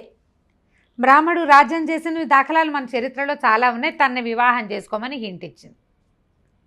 ఆ అమ్మాయికి ఇతను చూడగానే నచ్చాడు. ఇది బాగా ఆలోచించుకుని ఇతను చెప్పేశాడు, నేను మంజుపురం వచ్చాను, మంత్రి కొడుకుని విజయకుమారుని ప్రేమించాను, ఆమె ప్రేమను సంపాదించుకోవటం కోసమే నేను ఇక్కడికి వచ్చాను, నా ప్రయత్నం ఏదైనా చేసుకుందామని వచ్చాను, నేను ఆమెను ప్రేమించాను అంటే రాజులకి 2-3 పెళ్ళిళ్ళు చేసుకోవచ్చు కదా అంటుంది ఆవిడ. నాకు ఓకే అయినా కూడా రెడీ, అయినా సరే నేను రెడీయే, నువ్వు నాకు నచ్చావు. ఇతను ఒప్పుకోలేదు. ఒప్పుకోపోయేసరికల్లా, అయితే నువ్వు జన్మస్థానానికి వెళ్ళాల్సిందే, నువ్వు నగల దొంగతనంలో తప్పించుకున్నావు కానీ శ్రీకృష్ణ జన్మస్థానం తప్పదు, నువ్వు నన్ను పెళ్లి చేసుకుంటావా జైల్లో కూర్చుంటావా చెప్పు. జైలు తప్పదు, అయితే ఒప్పుకో లేకపోతే వెళ్ళు అని చెప్పి లేచి వెళ్ళిపోయింది ఆవిడ. ఎవరో ఒకళ్ళు పెళ్లి చేసుకోవాలి యువరాణి, తనకు నచ్చిన బ్రాహ్మణ యువకుడినే చేసుకుంటుంది. ఆవిడ ఇష్టమే, అక్కడ పెత్తనం ఎవరిది లేదు. ఆవిడ ప్లాన్ ఏంటంటే చూడగానే ఇతను స్ఫురద్రూపి, అతను నచ్చాడు, ఓ మంత్రి కుమారుడు, మరి దారిపోయే రోడ్డును పోయేవాడు కాదు, ఈ లోపల అక్కడ కబురు చేసి కనుక్కోవచ్చు, ఇంతలో కొంచెం కాస్త ఫస్ట్ సైట్ని ఎంజాయ్ చేయొచ్చని ఆవిడ ఉద్దేశం. వీడేమో ఒప్పుకోడు. ఇక ఆవిడకి విసుగుబుట్టి, నువ్వు జైలుకి వెళ్ళడానికి సిద్ధంగా ఉండని లేచి వెళ్ళిపోయింది. మళ్ళీ బుద్ధిమతి ఎట్లా జైల్లోకి వెళ్ళాడు, ఎలా విజయ్ కుమార్ దొరికింది, వసుంధరాదేవి ఏం చేసిందో తర్వాయి భాగాల్లో తెలుసుకుందాం మనం. తప్పకుండా అండి. నమస్తే రమగారు. నమస్తే జయ. రమగారు, బుద్ధిమతి సిరీస్లో ఉన్నాము, 4 భాగాలు అయిపోయినాయి. ఇవి కూడా మంత్రి గారి కుమారుడు అరెస్ట్ అయిపోతున్నాడు, అరెస్ట్ చేస్తాను అని చెప్పింది. సరే ఏం చేసినా ఆవిడ లేచి వెళ్ళిపోయింది యువరాణి. ఈయన ఇక్కడ పడుకున్నాడు, ఆలోచించుకుంటున్నాడు. విజయ్ కుమారే గుర్తొస్తుంది ఆయనకి. ఏమిటి ఎక్కడికో చేయబోయి ఏమిటో ఇలా అయ్యాం మనం, ఏమవుతుందా అనిపించింది. మర్నాడు పొద్దున్న తెల్లవారింది.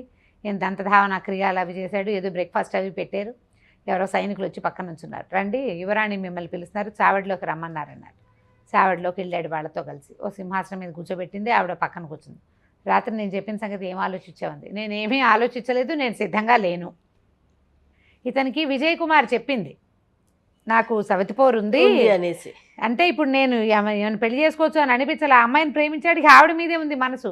పోనీ ఈవిని పెళ్లి చేసుకుందాము, ఈవిని పెళ్లి చేసుకుని ఇక్కడ రాజు అయితే ఆమెను చేసుకోవచ్చు, అలాంటి ఆలోచన రాలా. తను ప్రేమించాడు, ప్రేమించిన కన్య, అది తప్పిస్తే అతనికి రెండో ఆలోచన లేదు. రాజు కాకపోవటంతో రాచరికపు ఆలోచన లేదు. అది మిగిలిన తెలివితేటలు ఉన్నాయి. రాజులకి సహజంగా వచ్చే పర్వాలా 2-3 వివాహాల ఊహ అతనికి రావటం లేదనమాట. ఓరుకున్నాడు, కుదరదన్నాడు. ఆవిడ బతిలాడింది, ఏమైనా సరే ఇతను ఒప్పుకునేలాగా లేడు. ఈవిడిగా నువ్వు ఒప్పుకోకపోతే చెరసాల తప్పదు, అది రాత్రి చెప్పావుగా అన్నాడు. ఆవిడ గుళ్ళు మండిపోయింది. తీసిపోయి జైల్లో పడేయండి అని చెప్పింది. ఈయన కాస్త జైల్లో కూర్చున్నాడు. అక్కడ ఏమైంది, ఇతను వచ్చి 3 నెలలు అయిపోయింది. తండ్రికి తెలుసు వాడు ఎక్కడో చెరువులో పడి అదే నదీ ప్రవాహంలో కొట్టుకుపోయాడని. పిల్లాడు దొరకలేదు. రాజుగారు ప్రయత్నం చేశాడు, కుర్రాడు దొరకటం లేదు. ఎవ్వరూ అతన్ని పట్టుకోలేకపోయారు. వాళ్ళిద్దరూ ఆ బెంగతో బెంగటిల్లిపోతుంటున్నారు, పెద్దవాళ్ళిద్దరూ. ఈ అమ్మాయి ఏమో వీడు ఇన్నాళ్ళైనా ఉత్తరం రాయలేదు, నేను మనిషిని ఎట్లా పంపించాలి, ఏం చేయాలి అని ఆ అమ్మాయి ఆలోచించుకుంటోంది. నిద్ర పట్టదు, అన్నం సహించదు. తండ్రి ఎందుకో దిగులుగా ఉన్నాడు. పోనీ మంత్రి గారింటికి వెళ్ళి కాసేపు కూర్చుందామంటే ఆయన అంతకంటే బుర్ర వేళ్లాడేసుకుని తిరుగుతున్నాడు ఆయన. ఈ అమ్మాయికి ఏం చేయాలో తెలియటం. ఏదో జరిగిందని గ్రహించిందంట అనిపిస్తోంది. ఏదో జరిగింది. 3 నెలలైనా ఉత్తరం రాయలేదు అంటే ఏదైనా ప్రమాదం వాటిల్లిందా? మనమే వెళ్ళిపోదామా? వెళ్ళిపోవాలి అక్కడికి. అని ఏం చెప్పి పంపించింది? అక్కడ ఏదో భవనం కొను, అంతకంటే యుద్ధకాండ కాదా పంపించింది. అవును. ఇప్పుడు యుద్ధానికి పంపారనుకో ఏదైనా అశుభం శంకిస్తారు. వెళ్ళింది ఏముంది, 2 మనుషులను తీసుకెళ్ళాడు, కొంత బంగారము రత్నాలు వజ్రాలు ఉన్నాయి, ఓ ఇల్లు కొనుక్కోవాలి, అక్కడ ఉండాలి, అంతే. అది సాధారణంగా జరిగే పని. ఏదైనా కొంపమునిపోయి ఉంటుందని ఊహించలే అమ్మాయి. ఆలోచిస్తోంది. ఒక హింట్గా ఆమెకి ఏం తెలిసిందంటే మంత్రి గారు రాజుగారు డల్గా ఉండటానికి ఇతనితో వెళ్ళినటువంటి సైనికులు తిరిగి వచ్చారని, ఆయనకి ఏదో ప్రమాదం వాటిల్లిందేమోనన్న శంక ఉంది 1%. కానీ అది పూర్తిగా నమ్మటం లేదు. సరే, ఇంతలో ఏమైంది, ఈ అమ్మాయికి పెళ్లి సంబంధాలు వస్తున్నాయి చుట్టుపక్కల నుంచి. విక్రముడని ఒక రాజుగారు ఆల్రెడీ ఈ అమ్మాయి మీద ఇంట్రెస్ట్గా ఉందని చెప్పాడు. చుట్టుపక్కల రాజ్యాల నుంచి కబుర్లు వస్తున్నాయి. కానీ ఒకరోజు ఒక ఉత్తరం వచ్చింది ఈ తండ్రికి, మనుజపురానికి రాజుగారు కరుణాకరుడికి. ఆయన ఉత్తరం చూడగానే అమ్మ తల్లి విజయకుమారి అని ఏడవటం మొదలుపెట్టాడు. ఏమిట్రా తండ్రి ఏడుస్తున్నాడు అని ఈవిడ పరిగెత్తుకుంటూ వచ్చి చూసేసరికల్లా ఉత్తరం కనపడింది. అందులో ఏముంది, విక్రమసింహుడు అనే రాజు నీ రాజ్యం మీద దండెత్తి వస్తున్నావు, నీ కుమార్తెను నేను వివాహం చేసుకుంటాను, అదర్వైజ్ నిన్ను చెరసాల్లో పెడతాను అని రాశాడు. అతను కడు మూర్ఖుడు. ఒక దేశపు రాజకుమారి కోసం ఎట్లా రాయాలి ఉత్తరం? మీ అమ్మాయిని మాకు ఇస్తారా అని రాయాలి. వాళ్ళు సమాధానం చెప్పకపోతే ఊరుకోవాలి. అమ్మాయిది ఛాయిస్, నువ్వు అడగగలవంతే, బలవంతం చేయలేము. కానీ బలవంతం చేస్తున్నాడు అంటే వాడి రాచరికపు పద్ధతి కాదు, మూర్ఖుడు అనమాట. ఇప్పుడు వాడు దండెత్తి వస్తే వీళ్ళకి 5 సైన్యం ఉంది అతని దగ్గర. ఏం చేయాలో తెలియలా. రాజు దుఃఖపడుతున్నాడు. ఈ అమ్మడికి ఆలోచించుకుంది ఏం చేసింది, ఇది కాదు మార్గం. ఇక్కడే ఉంటే దండెత్తి ఖచ్చితంగా తనని వాడు పట్టుకుంటాడు. తను ఇక్కడే ఉంటే ఎప్పటికీ అతన్ని కలుసుకోలేదు బుద్ధిమంతుని. అందుకని ఏం చేసింది, ఓ 2 సైనికుల్ని తను ఇక్కడి నుంచి తండ్రి దగ్గర నుంచి వెళ్ళగానే వాళ్ళకు కొంత డబ్బు దశకం అన్నీ ఇచ్చేసి మీరు వెళ్ళిపోండి, ఫలానా చోట నా కోసం అడవిలో వేచి ఉండండి అని గుర్రాలు వేసుకుని పంపించేసింది. వాళ్ళు నగలు నాణ్యాలు డబ్బు దశకం అన్నీ పుచ్చుకొని సైనికులు వెళ్ళిపోయారు ముందు. ఈ అమ్మాయి ఏం చేసింది, రాత్రి అమ్మా నాన్నలతో కలిసి భోజనం చేసింది. రేపొద్దున ప్రాతకాలం నేను గుళ్ళోకి వెళ్తాను నాన్నగారు, రేపు మధ్యాహ్నం దాకా మీకు కనపడినని తండ్రికి చెప్పింది. భోజనం చేసి తన అంతఃపురంలోకి వెళ్ళటం ఏమిటి, చక్కగా ముసుగేసుకుని నడుచుకుంటూ బయటికి వెళ్ళిపోయింది. ఎవ్వరికీ చెప్పాల. చెలికత్తెలకి చెప్పినా తండ్రికి తెలుస్తుంది. పరమ నిశ్శబ్దంగా చేసేసింది పని. ఈ అమ్మాయి కోసం ముందే వెళ్ళారు కదా సైనికులు, వాళ్ళు ఎలాగో గుర్రాలు డబ్బు దశకంతో సిద్ధంగా ఉంటారు. ఏమి నడిచి సాధారణ వేషంతో నడిచి వెళ్తుంటే ఇది రాజకుమారిని ఎవరనుకుంటారు, గుర్రం వేసుకెళ్తే చూస్తారు. అదేదో పంచకళ్యాణి గుర్రం, రాజుగారికే గుర్రాలు ఉంటాయి కాబట్టి. కామ్గా ముసుగు వేసుకుని చీకట్లో నడుచుకుంటూ వెళ్ళిపోయింది. తెల్లవార్లు నడిచి ఎక్కడ తన సైనికులు ఉన్నారో వాళ్ళని చేరుకుంది. సరే, వాళ్ళు ఏం చేశారు, 2 కలిసి ఓ గుర్రం ఎక్కి, లేదా ఒక గుర్రాన్ని ఎక్స్ట్రా తెచ్చారు, తమ 2 గుర్రాలు కాకుండా ఇంకోటి, 3వ గుర్రం మీద యువరాణిని ఎక్కించారు. 3 కలిసి వెళ్ళిపోయారు. వీళ్ళ అదృష్టం బాగుండి మొదట ఇతను బుద్ధిమతి వెళ్ళినప్పుడు వాళ్ళు వెళ్ళిన దారిలో కోతులున్నాయి, వర్షం వచ్చింది. ఈవిడ సమయం బాగుంది. మర్నాడు మధ్యాహ్నం ఆ అమ్మాయి భోజనానికి రాల. తండ్రి ఏమనుకున్నాడు, పిల్ల దిగులు పడుతుంది, వీడెవడో విక్రమసింహుడు దండెత్తొస్తాడని దిగులుగా ఉంది, అంచేత గుళ్ళోకి వెళ్ళొచ్చి ఈ పూట ఉపవాసం ఉంది, చుక్కలు చూశాక అమ్మాయి అన్నం తింటుందని సాయంకాలానికి అసొచ్చింది. రాజకుమారి లేదు. అప్పటికే ఈవిడ మనుజపురాన్ని ఎప్పుడో దాటేసి కుంతల దేశానికి చేరిపోయారు. 4-5 రోజుల ప్రయాణంతో కుంతల దేశానికి చేరారు. ఈ కుంతల దేశానికి చేరాక ఈ అబ్బాయిని గురించి తెలుసుకోవాలంటే కుంతల దేశానికి వీళ్ళలాగానే బోళ్ళంతమంది వస్తారు. ఎట్లా తెలుస్తుంది, ప్రత్యేకంగా ఒక 3-4 రోజులు ఊరంతా అట్లా కలయి తిరిగారు. ఒకనాటి మధ్యాహ్నం ఆ అమ్మాయికి రత్నాలమ్మే అంగళ్ళ సందు వెనకాల లైన్లో ఒక బోర్డు కనపడింది. ఏమిటి, రాజకుమారి దగ్గర నుంచి అంటే అంతఃపురంలో నుంచి వజ్రాలను దొంగలించబడ్డాయి, రత్నాలు దొంగిలించబడ్డాయి. ఈ ప్రాంతంలో ఎక్కడైతే ఈ బల్లగట్టుందో అక్కడ సైన్యాధిపతి రత్నాలు కొనబడను అని బోర్డు పెట్టి రత్నాలు అమ్మడానికి వచ్చిన ఒక యువకుడిని దొంగగా భావించి రాజుగారికి రాజాస్థానానికి సమర్పించాడు. కానీ అతను దొంగ కాదు. ఇలాంటి పొరపాటు పని చేసినందుకు సైన్యాధిపతికి 3 మాసాలు ఆయన్ని ఇద్దేశారు, ఆయన పదవి నుంచి తప్పించారు. కాబట్టి ఇలాంటి పరిస్థితులు వస్తాయి కాబట్టి ఏ రకమైన దొంగ వేషాలు వేయబోకండి.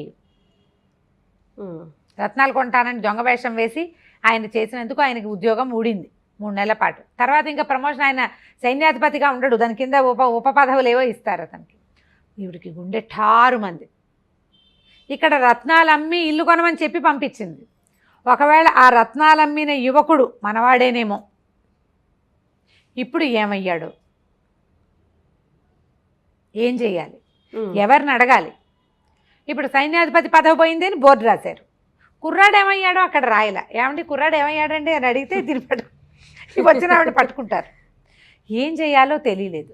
సరే ఈ సైనికులు ఇద్దరు ఏమన్నారంటే, అమ్మా ఇక్కడ ఏదైనా కొంచెం ప్రయత్నం చేద్దాం, కాస్త నిదానంగా ఉండాలి, వచ్చి రాగానే కనుక్కుందనుకో నువ్వు ఎక్కడి నుంచి వచ్చావు అని ప్రశ్న వస్తుంది. ఏ సత్రంలో దిగినా ఏ ఊరు నుంచి వచ్చారు అనేది ఒక రిజిస్టర్లో అది రాస్తారు, సమాధానం చెప్పాల్సి ఉంటుంది కదా. అందుకని కొంచెం స్థిమితంగా ఏం చేసింది, ఉన్న రత్నాలలో కొన్నిటిని కొద్దిగా, రెండింటిని వాళ్ళు రెండింటిని వీళ్ళు, ఇట్లా ముగ్గురు కలిసి 3 చోట్ల అమ్మి కొంత డబ్బు చేసుకుని ఒక భవనం, చిన్న భవనం తీసుకున్నారు. అక్కడ ఉండటం మొదలుపెట్టారు. ఈ లోపల అక్కడేమైంది, ఆ మనుజపురంలో ఆ విక్రమసింహుడు అనే రాజుగారు వీళ్ళ మీదకి దండెత్తొచ్చాడు. రానే వచ్చాడు. బుద్ధిమతి తప్పిపోయాడనే దుఃఖంతో సగం అయిపోయిన రాజుగారు కూతురు ఎక్కడికో వెళ్ళిపోయింది, అంటే రాబోయే అవమానాన్ని తట్టుకోలేక కూతురు పారిపోయిందన్న దుఃఖంతో ఇంకా దిగనాసిల్లిపోయినాడు. మంత్రి గారు ముందరే వీకు, కొడుకులేడు కదా. దాంతో ఆయన దండెత్తి ఈ మంత్రిని రాజుగారిని ఇద్దరిని చెరసాల్లో పారేసి రాజ్యాన్ని ఆక్యుపై చేశాడు విక్రమసింహుడు. ఆ రాజ్యంలో ఏమో రాజు మంత్రి చెరసాల్లో పడ్డారు, ఇక్కడేమో మంత్రి కుమారుడు చెరసాల్లో పడ్డాడు. ఈ వచ్చిన కన్యకామణేమో ఈవిడికి ఏం చేయాలో తెలియని దుస్థితి, ఆ కుర్రాడు ఏమయ్యాడో తెలియదు, వీధులమ్మట పట్టుకొని తిరుగుతోంది. సరే ఎలాగోలాగా ఓ చిన్న ఇల్లు అద్దెకి తీసుకుని ఉందాము, ముందు కొద్ది రోజులు ఇక్కడ ఉంటే కానీ తెలీదు ఏం జరుగుతుందో. ఇప్పుడు ఇక్కడ నిలవున్న ఈ అమ్మాయి ఎట్లా యువరాణిని చేరుకుంది, వసుంధరాదేవిని ఎట్లా తన బుద్ధిమతిని శమనసింహుడుగా ప్రూవ్ చేసింది, ఏం జరిగిందో మనం వచ్చే భాగంలో తెలుసుకుందాం. తప్పకుండా రమ్మగారు. నమస్తే అండి. నమస్తే జయ.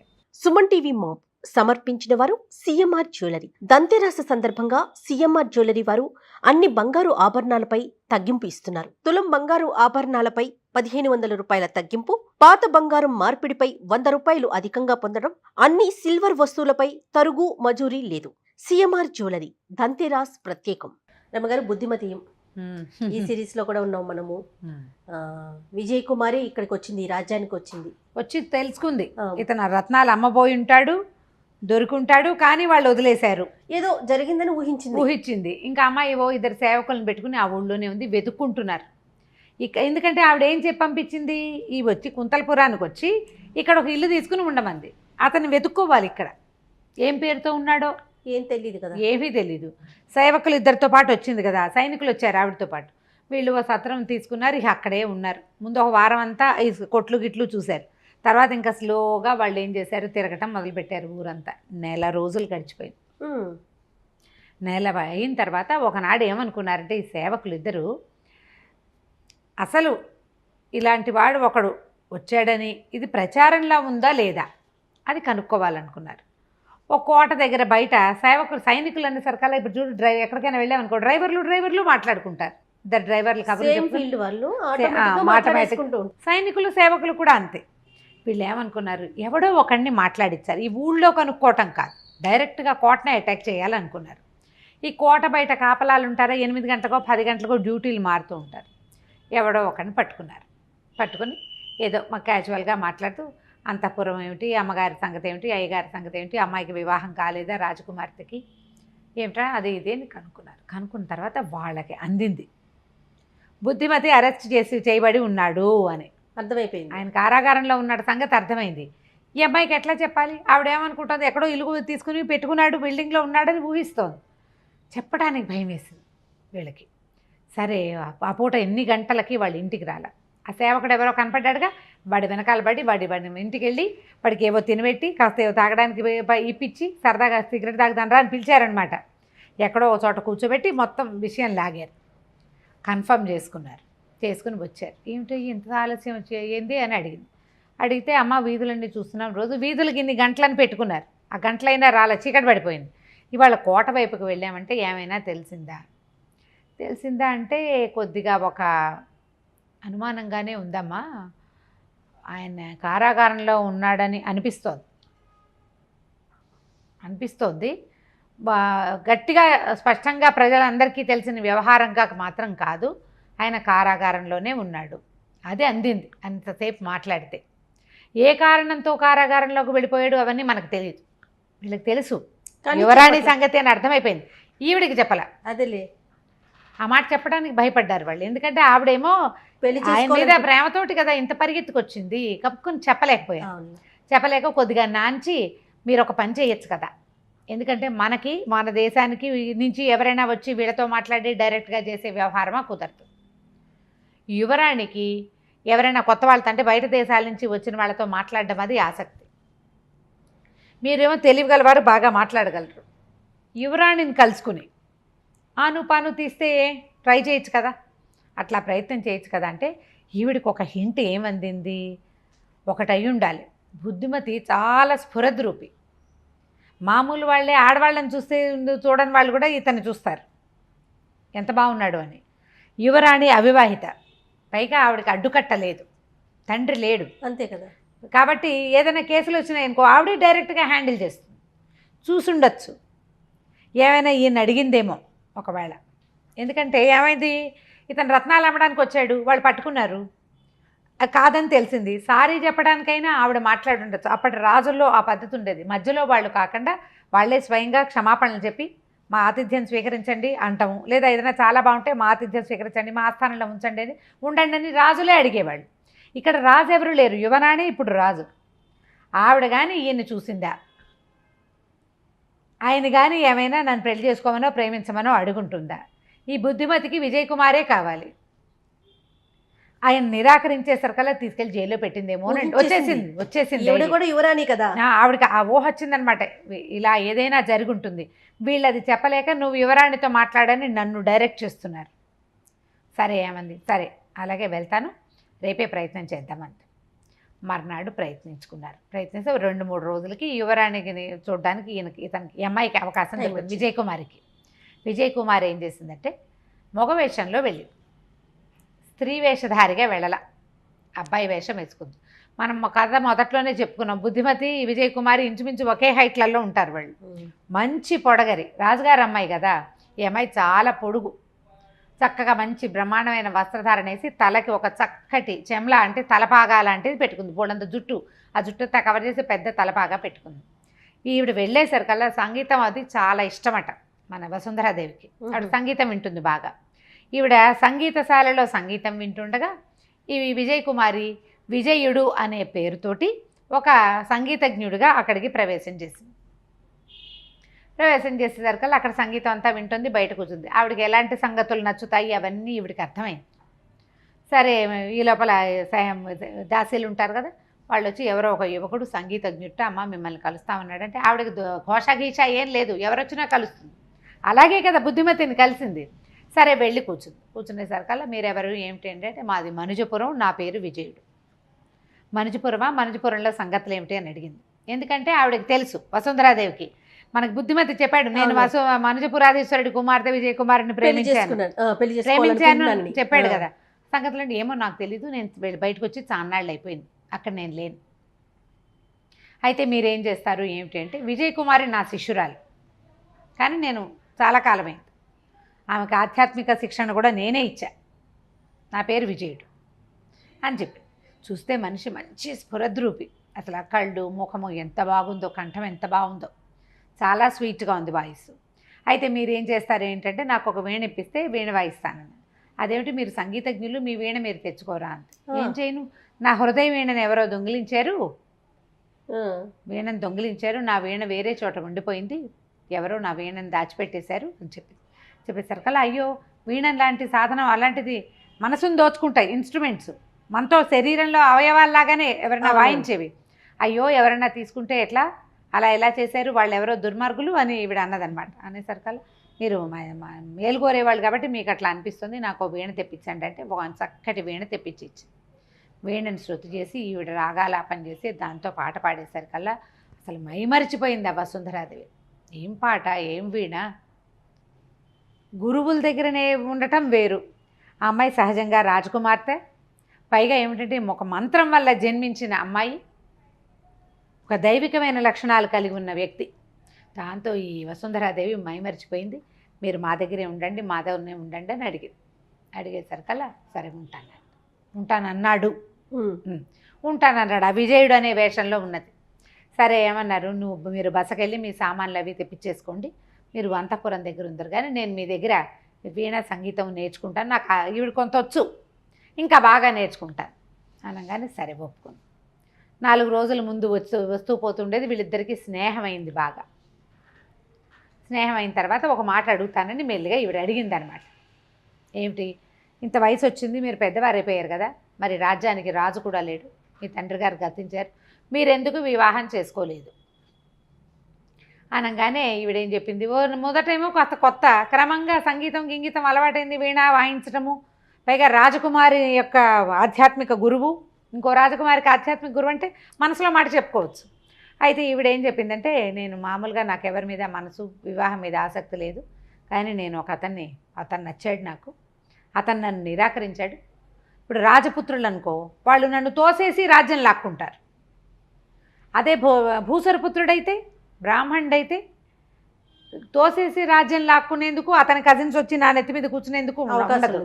ఎంతో నచ్చాడు, భగవంతుడు నాకు కావాల్సిన వాడిని కూర్చాడని నేను భావించాను, కానీ అతను విజయ్ కుమారిని ప్రేమించానన్నాడు. అనేసరికల్లా ఇవిడేమందంటే, విజయ్ కుమారి విజయుడి వేషంలో ఉంది కదా, బుద్ధిమతి కదా అతని పేరంటే, అవునంది ఇవిడ. బుద్ధిమతి చాలా బుద్ధిమంతుడు, అతని మనసు మార్చేందుకు ప్రయత్నం చేస్తాను, బుద్ధిమతిని కలిసే అవకాశం కల్పించమంది. బాగుందిగా, సూపర్. అక్కడి నుంచి ఏం చేసింది ఈవిడ, ఒక 2 రక్షక భటులనిచ్చి మా గురువు గారిని కారాగారానికి తీసుకెళ్ళండి, బుద్ధిమతిని కల్పించండి పంపించి. ఈవిడ పోయింది అక్కడికి. ఈయనేమో మంచి మగవేషం, ఇలా చక్కగా మంచి తలపాగా గిలపాగా పెట్టి, మరి రక్షక భటులతో వచ్చింది, స్త్రీ వేషంలో రావడానికి వీలు లేదు కదా. లోపలికి వచ్చేసరికల్లా ఆయన గుర్తుపట్ల, ఎవరు ఏమిటి అంటే చెప్పారు రక్షక భటులే, ఆయన విజయుడు గారు, మరి మన అమ్మగారికి గురువుగారుగా ఉన్నారు, అది ఇదే అని. అయితే ఈయన ఏమనుకున్నాడు, ఈయన ఎవరో మహానుభావుడు నన్ను చూడడానికి వచ్చాడు, కాస్త నా సంగతి సందర్భం చెప్పుకుంటే నన్ను విడుదల చేయించేందుకు ఏమైనా అవకాశం ఉంటుందేమోనని అనుకున్నాడు. ఈయన గుర్తుపట్టకపోతే అతను ఏటో చూస్తూ, రాజకుమారికి బ్రాహ్మడి మీద మనసు ఏమిటి, బ్రాహ్మడి మీద మనసు పడకూడదు, పైగా నా మనసు ఎప్పుడూ అన్యాక్రాంతంగానే ఉంది, నన్ను ప్రేమించిన రాజకుమార్తెకి నేను అన్యాయం చేయలేను, ఆమెతో నేను కలిసి పెరిగాను చిన్నప్పటి నుంచి. అక్కడ రాజకుమారే, ఇతను బ్రాహ్మణుడే, కానీ ఇక్కడ రిలేషన్ వేరు, అది వేరు కదా. నేను చిన్నతనం నుంచి వాళ్ళిద్దరు కలిసి ఉన్నారు. ఇప్పుడు కొత్తగా చూసిన వాడి మీద బ్రాహ్మణ్ణి ప్రేమించడం ఏమిటి, అక్కడ పరిస్థితి వేరు. నేను ఆమెకు అన్యాయం చేయలేను, ఈవిడికి అర్థం కావట్లేదని ఈవిడ భోరుమని ఏడ్చింది. మగవేషంలో ఉన్న విజయ్ కుమార్ ఏడుపు గొంతు వినపడేసరికి గుర్తుపట్టేశాడు. విజయ, నువ్వు ఎట్లా వచ్చావు ఏమిటని ఆమె కావలించుకున్నాడు. ఒకళ్ళ సంగతిలో ఒకళ్ళు చెప్పుకుని అమ్మాయి ఏం చెప్పిందంటే, ఇంకో రకంగా నువ్వు బయటికి రాలేవు, నీ జాతకంలో 2 భార్యలు ఉన్నారని మనకు ముందే తెలుసు, సపత్ని పోరుంది నాకని మన గురువుగారు కూడా చెప్పారు. ఈ అమ్మాయి మంచిది, ఉత్తమురాలు, ఏమీ ఇబ్బంది ఉండదు, నేను ఒప్పుకుంటున్నప్పుడు నువ్వెందుకు ఆలోచిస్తావు, రాజులకు 2 భార్యలు ఉండొచ్చు, ఈ రాజ్యానికి రాజు అవుతావు, ఆ రాజ్యానికి 2 రాజ్యాలు నీ చేతిలో ఉంటాయి, నువ్వు ఒప్పుకున్నావని చెప్తా, అక్కడ ఏం ప్లాన్ చేయాలో నేను చేసుకుంటా, అమ్మాయికి ఏం చెప్పాలో, ప్రస్తుతానికి ఒప్పుకో అని ఇతన్ని ఒప్పించింది. మరి ఇక్కడి నుంచి బయటపడాలి కదా, ఇంకో దారి లేదుగా. సరే, మొత్తానికి వీడుకోలు చెప్పుకున్నారు.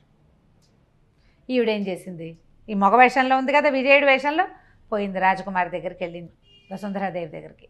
ఆవిడ అడిగింది, బుద్ధిమతి ఒప్పుకున్నాడా, ఆయన మనసు మారిందంటే, మారకపోవటానికి ఏముందమ్మా, మారుతుంది, కాకపోతే ఏంటంటే అతను విజయ్ కుమార్ని ప్రేమించాడు, ఆమెతో వివాహం అయ్యాక ఆమెను ఒప్పించుకుంటే నేను వివాహం చేసుకోవడానికి నాకు ఓకే అంటున్నాడు, కాబట్టి ఇప్పుడు నువ్వు చేయవలసింది ఏమిటి, విజయ్ కుమార్ని ఒప్పించుకోవాలి, అది కూడా పెద్ద కష్టమేం కాదు, నువ్వేం ప్రయత్నం చేయదు, నా విద్యార్థిని కదా, నేను కబురు చేస్తాను ఆమెను ఇక్కడికి రమ్మని, ఆమె ఇక్కడికి వస్తుంది, నువ్వు ఆమెతో మాట్లాడుకుంటా, నేను చెప్తాను, ఆమెను ఒప్పించే ప్రయత్నం నేను చేస్తా, నువ్వు ఆవిడతో మాట్లాడుకో, మీరిద్దరూ సపత్నులుగా ఉండటానికి మీకు అభ్యంతరం లేకపోతే అతను వివాహం చేసుకుంటాడు. పరమానంద భరితురాలు అయిపోయింది. పర్వాలేదు, వాళ్ళ రాజ్యంలో ఉన్నప్పుడు వాళ్ళతో ఆవిడతో ఉంటాడు, నా రాజ్యంలో ఉన్నప్పుడు నాతో ఉంటాడు, లేదా మేమిద్దరం కలిసే ఉంటాం, నాకేమీ అభ్యంతరం లేదు, కానీ నాకు బుద్ధిమతి కావాలి అంతే అనగానే ఈవిడేమంది, వెంటనే విజయుడి వేషంలో ఉన్న విజయ్ కుమారి, నాకు కొంచెం సెలవిస్తే నేను నా దగ్గర పని వాళ్ళు ఉన్న వాళ్ళందరికీ జీతాలు భత్యాలు ఇచ్చి విజయ్ కుమారిని రప్పిస్తాను అని చెప్పింది. ఇప్పుడు వీళ్ళకి ఇంకోటి ఏం కావాలి, ఈవిడికి ఈ అమ్మాయికి కావాల్సింది బుద్ధిమతి బయటికి రావటమే కాదు, తన తండ్రిని జైల్లో పెట్టి విక్రమసింహుడు అనే రాజు రాజ్యాన్ని ఆక్యుపై చేస్తున్నాడు. అవును. వాడి మీద దండెత్తడానికి వీళ్ళ దగ్గర ఏ సాధనము లేదు. ఈ వసుంధరాదేవిని పట్టుకుంటే కుంతల దేశం చాలా బలమైన దేశంగా ఉంది ఇటీవల కాలంలో. ఈ సైన్యంతో పోయి తమ రాజ్యాన్ని జయించుకొచ్చుకోవచ్చు. ప్లాన్ చేసింది ఆవిడేం తెలివి తక్కువది కాదు. సరే ఏం చేసింది ఈవిడే వసుంధరాదేవికి బాయ్ బాయ్ చెప్పేసి విజయ్ కుమార్ వచ్చే ఏర్పాటు చేస్తాను, నేను వెళ్ళి మాట్లాడొస్తానని చెప్పి వెళ్ళిపోయింది బయటికి. ఇంక ఇక్కడ ఈ రాజ్యంలో లేనట్టే పని వాళ్ళతోటి వాళ్ళందరికీ ఏం చెప్పిందంటే నేను వచ్చేదాకా మీరు ఇక్కడే ఉండండి అని చెప్పింది. ముందు నుంచి వీళ్ళు మొదట ఉన్న సత్రంలో కాకుండా వేరే చోట ఉంచింది. పోయి అప్పుడప్పుడు కలిసి వస్తూ ఉండేది. సరే 2-3 రోజులు స్థిమితంగా వాళ్ళ దగ్గరే ఉంది. ఆ రోజుకి 4వ రోజున విజయ్ కుమారి పల్లకీతో సహా ఇక్కడికి వచ్చింది. ఆ పల్లకికి డబ్బులు సమస్తమైనవి వసుంధరాదేవి దగ్గర నుంచే వసూలు చేసింది. మరి తన భర్తని తనకు చేసుకోబోయేవాడిని త్యాగం చేసింది కదా. పల్లకితో వచ్చింది. ఆ తర్వాత ఏమైందో మనం వచ్చే భాగంలో తెలుసుకుందాం. తప్పకుండా రమ్మగారు. నమస్తే అండి. నమస్తే రమ్మగారు, మనం బుద్ధిమతియం ఈ సిరీస్లో ఉన్నాము. చివరికి వచ్చేసింది. అవును. విజయ్ కుమారి రాజకుమారి దగ్గర దిగింది. ఎక్కడ? పల్లకీలో. వసుంధరాదేవి దగ్గర. మొత్తం తన తాలూకు అంటే ఈవిడ ఏం చేసుకుంది, ఎట్లా ఏర్పాటు చేసింది, వసుంధరాదేవి ఇచ్చిన డబ్బుతోటే కొంతమంది జనాన్ని ఏర్పరచుకుని తను కొద్దిపాటి పరిజనంతో వచ్చినట్టుగా ఈ రాజ్యాన్ని కుంతల దేశానికి వచ్చేసింది. కుంతలపురానికి వచ్చింది.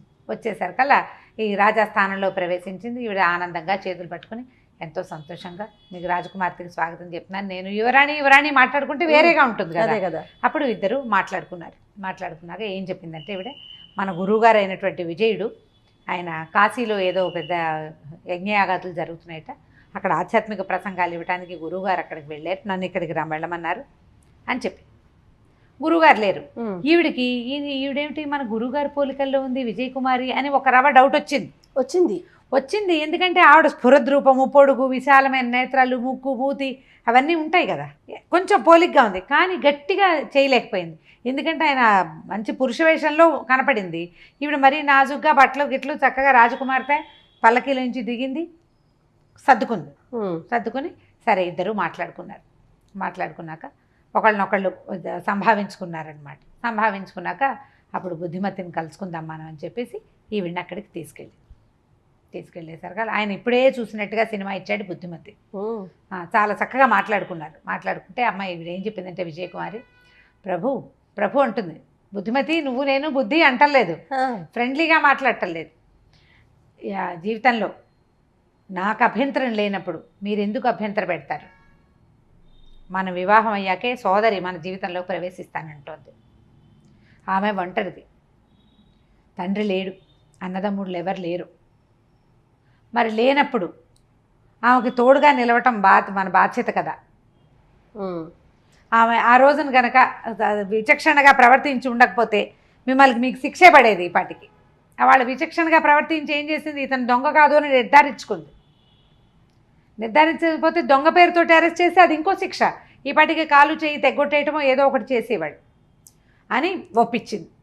సరే ఆవిడ సముఖంలోనే ఆయన ఒప్పుకున్నాడు. ముందే చెప్పి పెట్టేసింది కదా. ఇంతలో ఒక దాసి పరిగెత్తుకొచ్చింది, అమ్మ విజయ్ కుమారి మీరు ఇక్కడికి వచ్చారు, మీ నాన్నగారిని జైల్లో పెట్టారు, విక్రమసింహుడు అనే రాజు మీ రాజ్యం మీద దండెత్తాడు అనగానే అయ్యో మా నాన్న పని ఇలా అయిందా, ఆల్రెడీ ఆవిడకి తెలుసు, అందుకే పారిపోయి వచ్చేసింది, నేల మీద పడిపోయింది.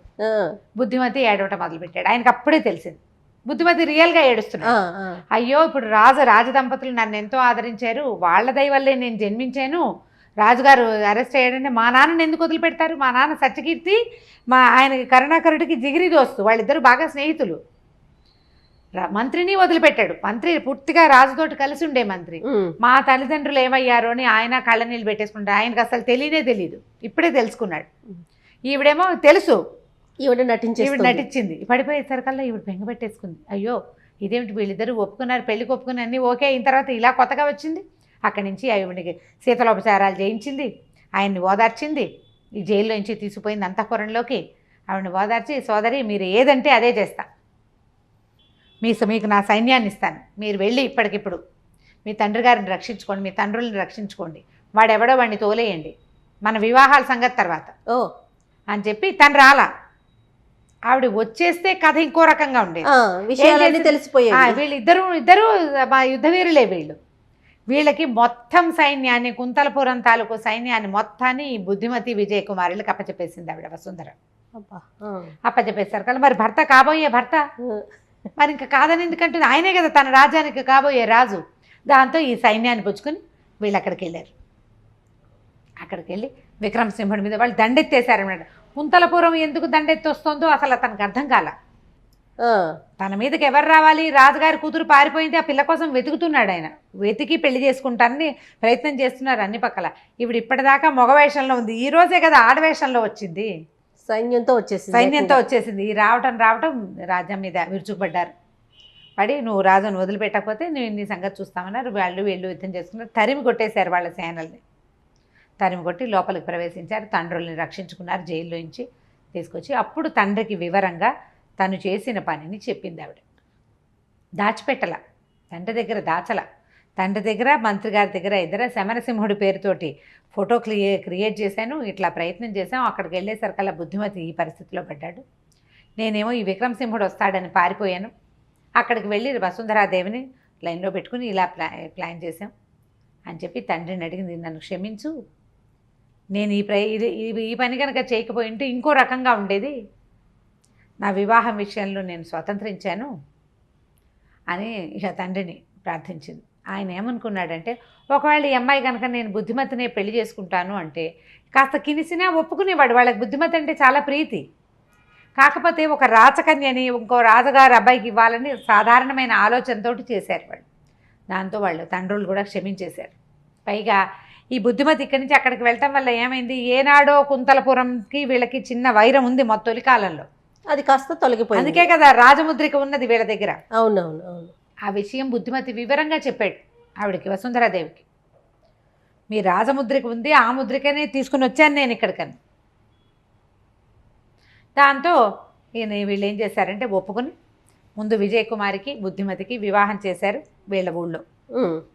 వివాహం చేశాక అప్పుడు కుంతలపురానికి తరలి వెళ్ళి అక్కడ వసుంధరాదేవితోటి బుద్ధిమతికి వివాహం చేశారు.